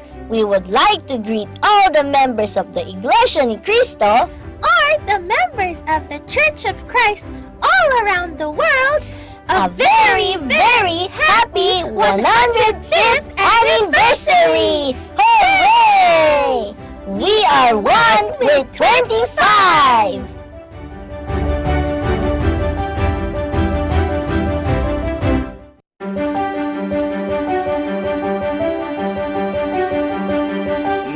sa Eagle News Service, kami po ay bumabati ng Happy 105th Anniversary ng Iglesia ni Cristo sa buong mundo. We are one with 25.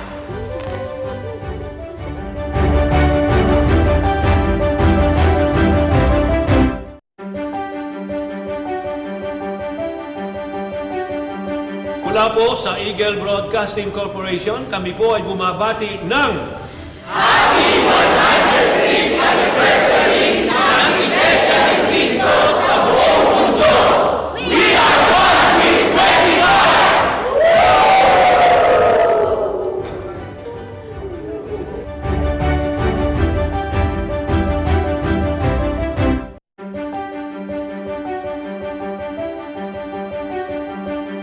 kami po mga may tungkulin at lahat ng mga kapatid dito po sa lokal ng Cebu City, distrito ng Cebu City, Cebu, ay bumabati sa ating po tagapamahalang pangkalahatan, ang kapatid na Eduardo D. Manago, at sa lahat ng mga kapatid sa buong mundo sa pagsapit ng ika-105 anibersaryo ng Iglesia ni Cristo. Happy Anniversary po! Kami po sa lokal ng Lubo, distrito ng Batangas, sa lahat ng mga kapatid sa buong mundo ay buong pusong nagpapahayag sa inyo na Happy 105th Anniversary po! Mula po sa lokal ng Visayas Avenue, kami po ay bumabati sa lahat ng mga kapatid sa buong mundo ng Happy 105th Anniversary po dito sa Distrito Eklesiastiko ng Santo Tomas, Pangasinan. Kami po ay bumabati sa ating pinakamamahal na tagapamahalang pangkalahatan, ang kapatid ni Eduardo V. Manalo, at sa lahat ng mga kapatid sa buong mundo ng Happy 105th Anniversary! Sama-sama po tayong magdiwang sa pagsapit ng 105 taon ng Iglesia ni Cristo. Purihin ang Panginoong Diyos!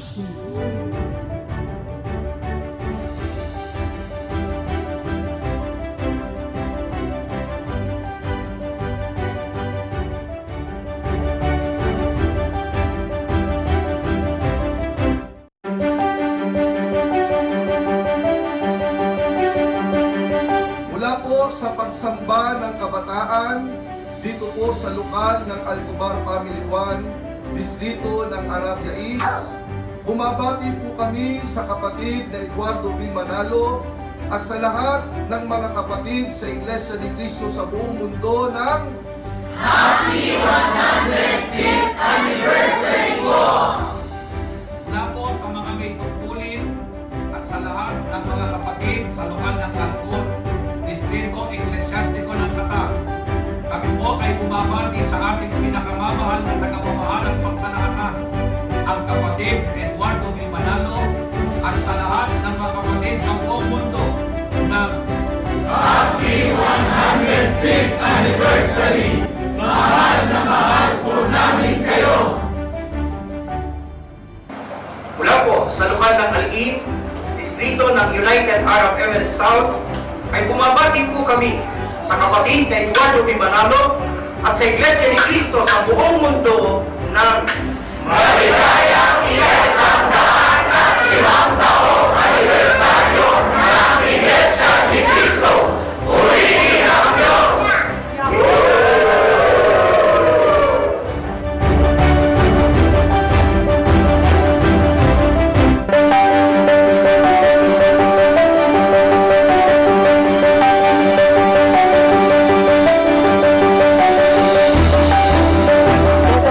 Our continuing coverage of Enabling Better Communities, EBC's coverage of the 105th anniversary celebrations of the Church of Christ or Iglesia ni Cristo.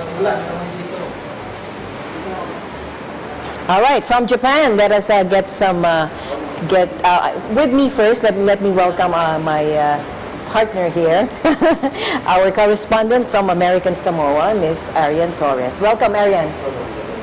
Arya, would you like to get a report from Japan? Yes. Oh, there you are. With us is that's Dennis and Tyra Lou, and they will keep us updated on their activities there in Japan. Tyra and Dennis, hello.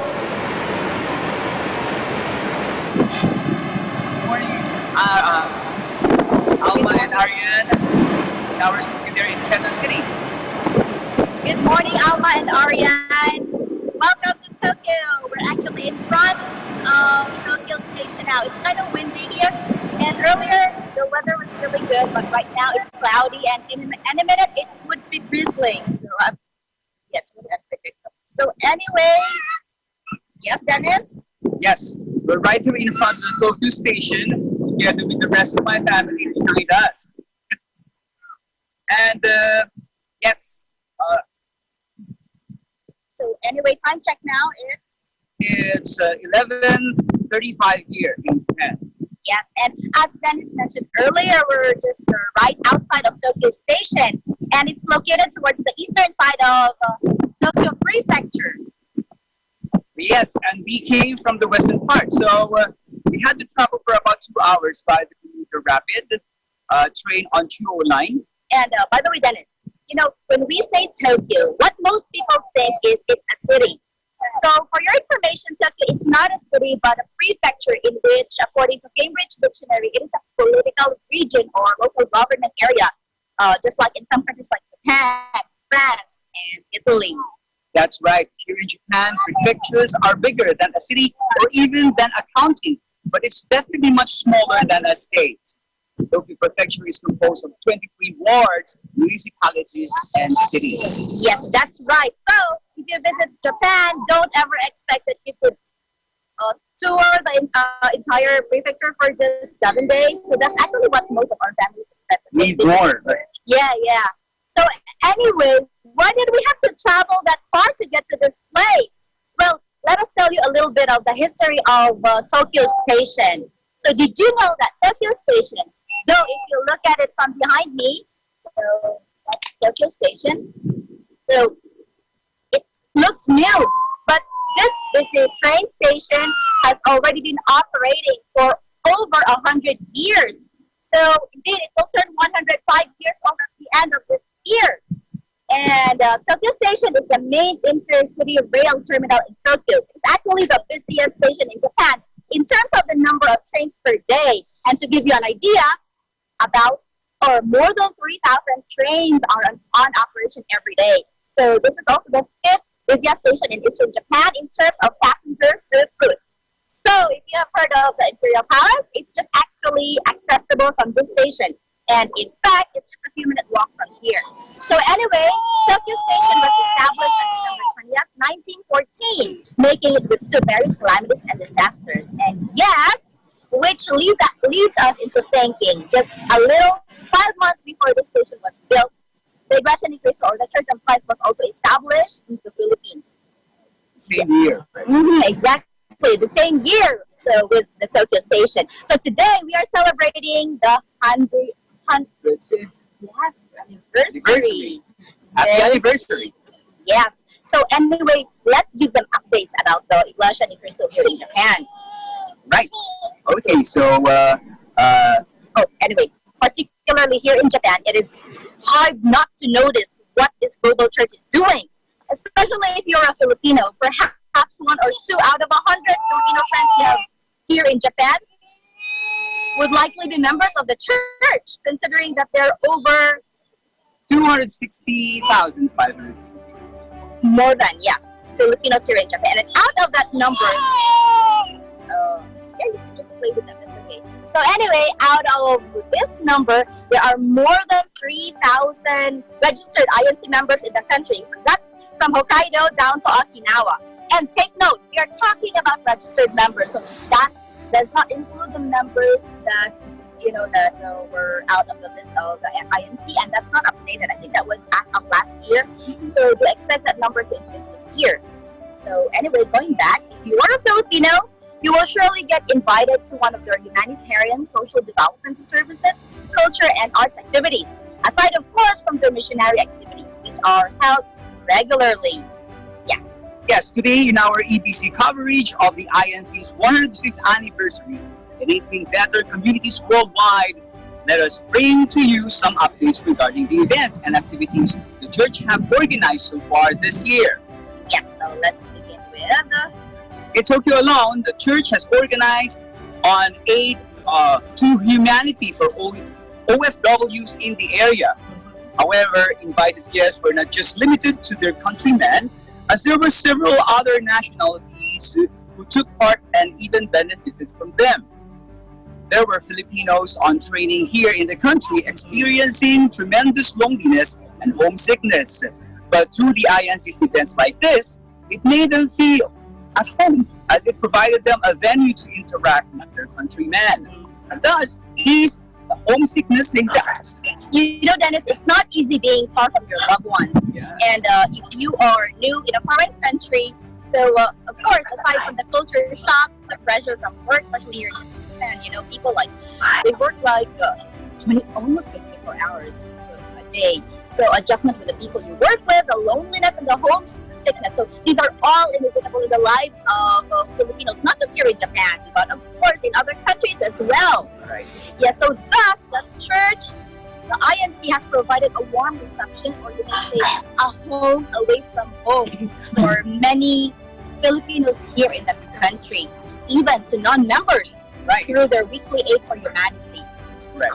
In the past months, the church has been giving away food, drinks, and even gift items containing some basic commodities necessary at home.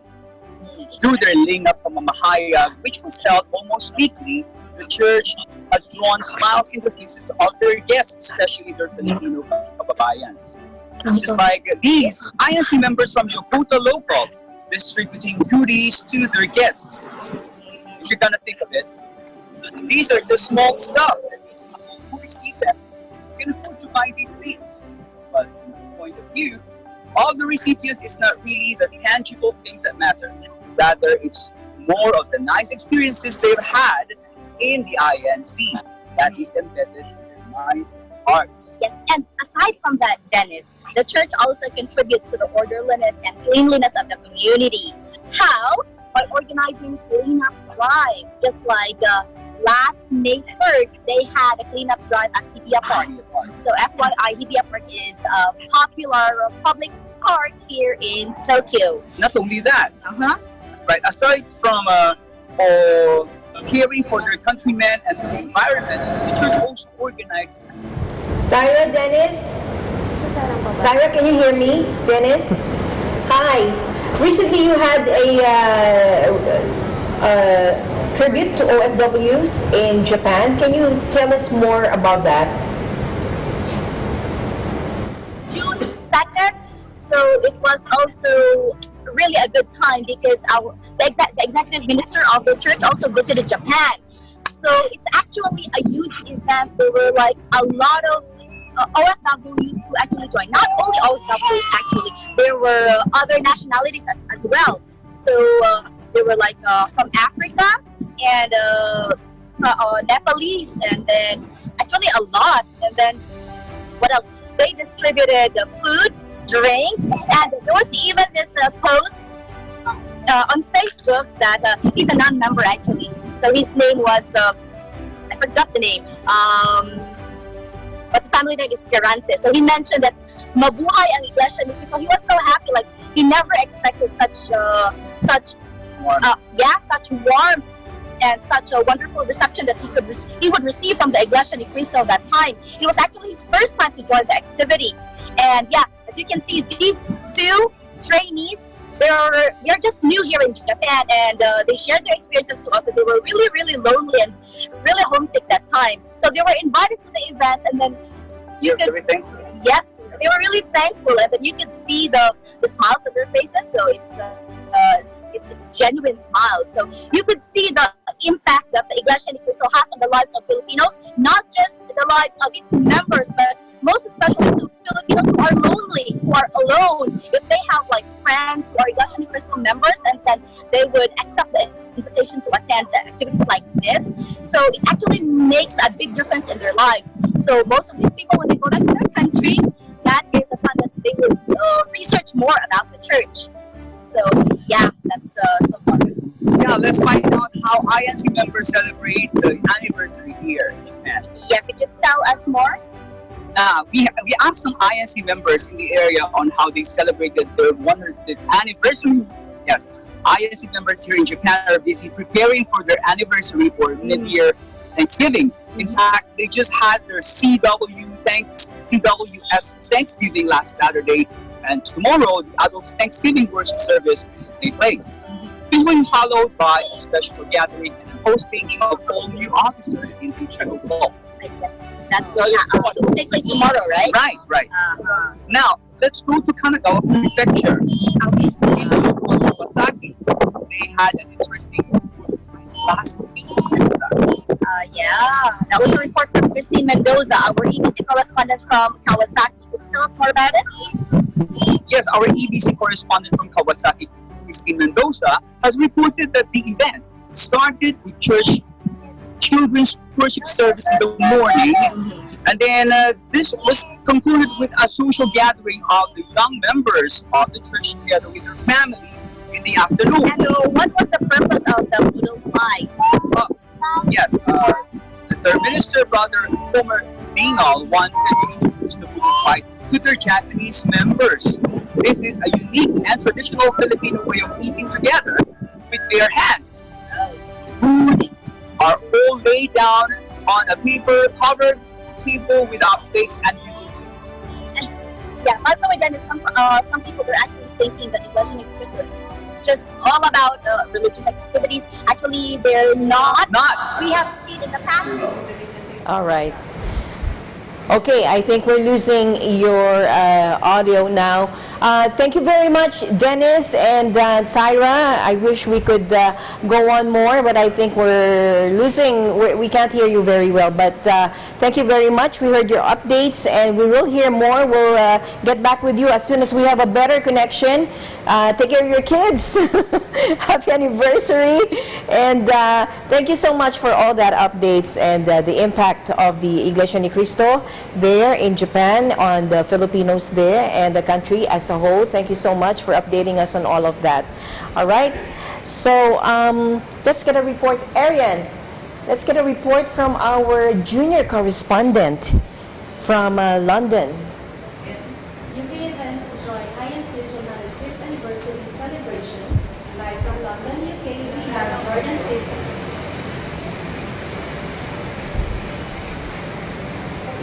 Hi, Jordan. Hi, Jordan. Hello po. Hello, Jordan. You've attended some activities. You have covered. You've been our junior correspondent covering some activities of the Iglesia Ni Cristo there, right? Yes po. Yes po. Okay. So what have you covered, and tell us about it? We covered the incentive stage and the OFW Appreciation Day. Okay. Tell us about that. What did you do?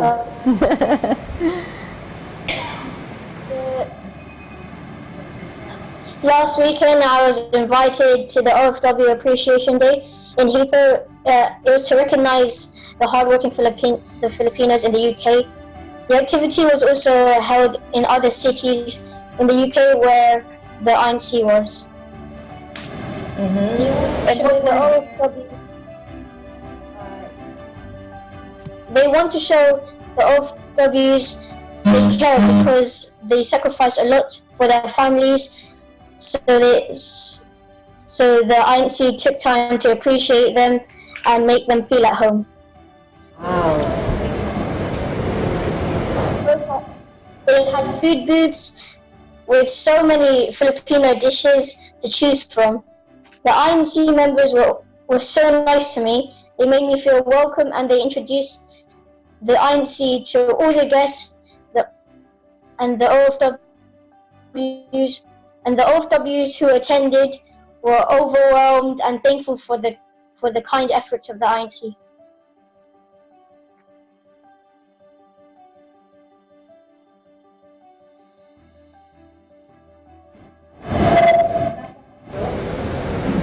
Jordan, did you go to the tree planting activity?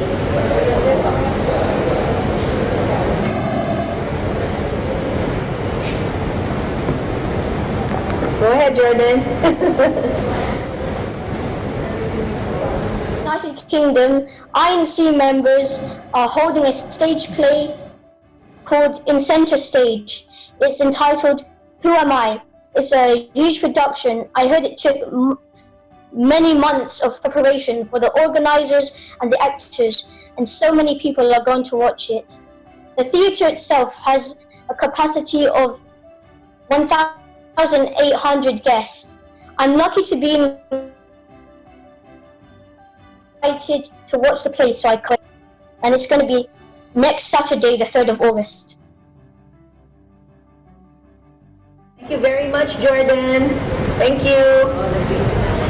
Thank you for all those updates. Jordan Season, our junior correspondent, reporting from United Kingdom.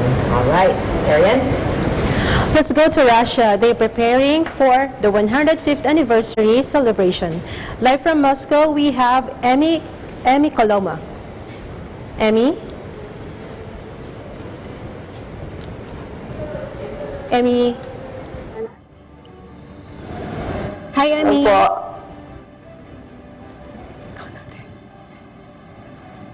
Kumusta, Emmy? Hello. Hello po. Hello, kumusta? Anong oras na dyan? Good po. Anong oras na po 5 dyan? a.m. na po. 5 a.m. na po. 5 a.m. Almost 6 na po. Almost 6 a.m. Alright. Natulog ka ba o hinintay mo kami? Hindi po ako natulog. Baka po kasi hindi ako hinintay. Okay, so si Emmy is from Moscow, Russia. Ariane, Baka you wanna ask her something? Kung paano, ask her anything you want? Report na daw, ate. Go ahead, Emmy. Can you tell us what activities you're having there sa Russia? Paano kayo anong nagawa ng Iglesia ni Cristo? Diyan sa Russia, anong mga activities nila na nagkaroon ng impact sa community natin diyan? Nagkaroon lang po kami ng preparasyon para sa socializing po bukas, at yun po ay para sa aming mga bisita at sa mga kapatid na dadalo po sa gagawin po namin pagsamba pamamahayat. At meron din po kami mga ginawang video presentation, at nagkaroon din po kami ng mga pagbibigay po ng mga simpleng regalo po para sa mga bisita. Ate? Okay, Emmy. Nagkaroon ba ng lingap dyan? Nagkaroon po kami ng lingap. Doon lang po para sa mga OFW po na mga kaibigan namin na naanyayahan po.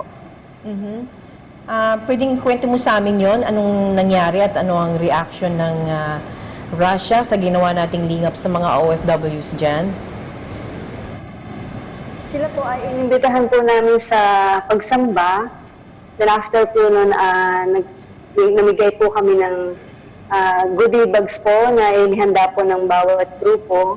At yun po ang aming ipinamahagi po sa mga kababayan po natin na nagpaunlak po sa aming paanyaya. At ang masaya naman po sila na nakatanggap po ng kahit na kaunting regalo lang po mula po sa amin. Baka mag-third party. Emmy, kumusta yung naging aktibidad nyo sa mga kapatid sa Iglesia ni Cristo dyan sa Russia? Yung po aming mga ginawang aktibidad sa bawat grupo, mabuti naman po at napuntahan po namin ang mga bahay po ng ating mga kababayan dito. Nagpa-unlock naman po sila sa araw-araw po namin schedule ng video presentation po. May kaunting salo-salo po after po ng panunood po ng ating video presentation. Alright, maraming salamat sa iyo. Emmy Coloma, maraming salamat. Ang ating correspondent at laging nag-update sa atin tungkol sa nangyayari sa Filipino community natin dyan sa Moscow, Russia. Maraming salamat sa iyo. Emmy Coloma reporting from Moscow, Russia. Ayan, hindi na natulog si Emmy. Hinintay talaga tayo. Alright, wow, it's true when they say this is a parade of victories for the Church of Christ, and we are glad we got to witness some of them through our Eagle News correspondents. Okay, so on that note, although we wish to stay longer, it's time to say goodbye, but see you later. All right. Okay, thank you very much. Thank you very much. Also, our correspondent from Bahrain, Lorlene Kalinlim, Arian Torres from American Samoa.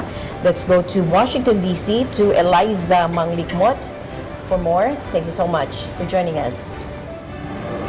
Thank you, Alma, Lorlyn, Anna, and Cesar, and all our correspondents who join us from the remote sites, and those who shared with us stories about your cities and countries and about the Church of Christ worldwide. On behalf of our teams and correspondents in North America, from Washington, D.C., I am Eliza Gonzalez Manglikmot.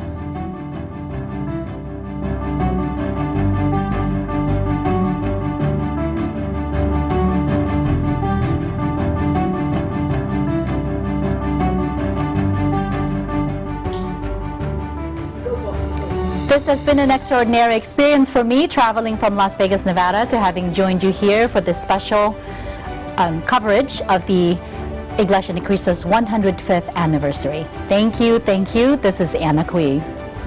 Thank you for joining us, and thank you to our viewers worldwide for being with us in today's program. We hope you continue watching our shows. Visit our websites at eaglenews.net and eaglenewslive.com. Follow us on Twitter at twitter.com/eaglenews and on Facebook at eaglenews.ph. I am Cesar Vallejos.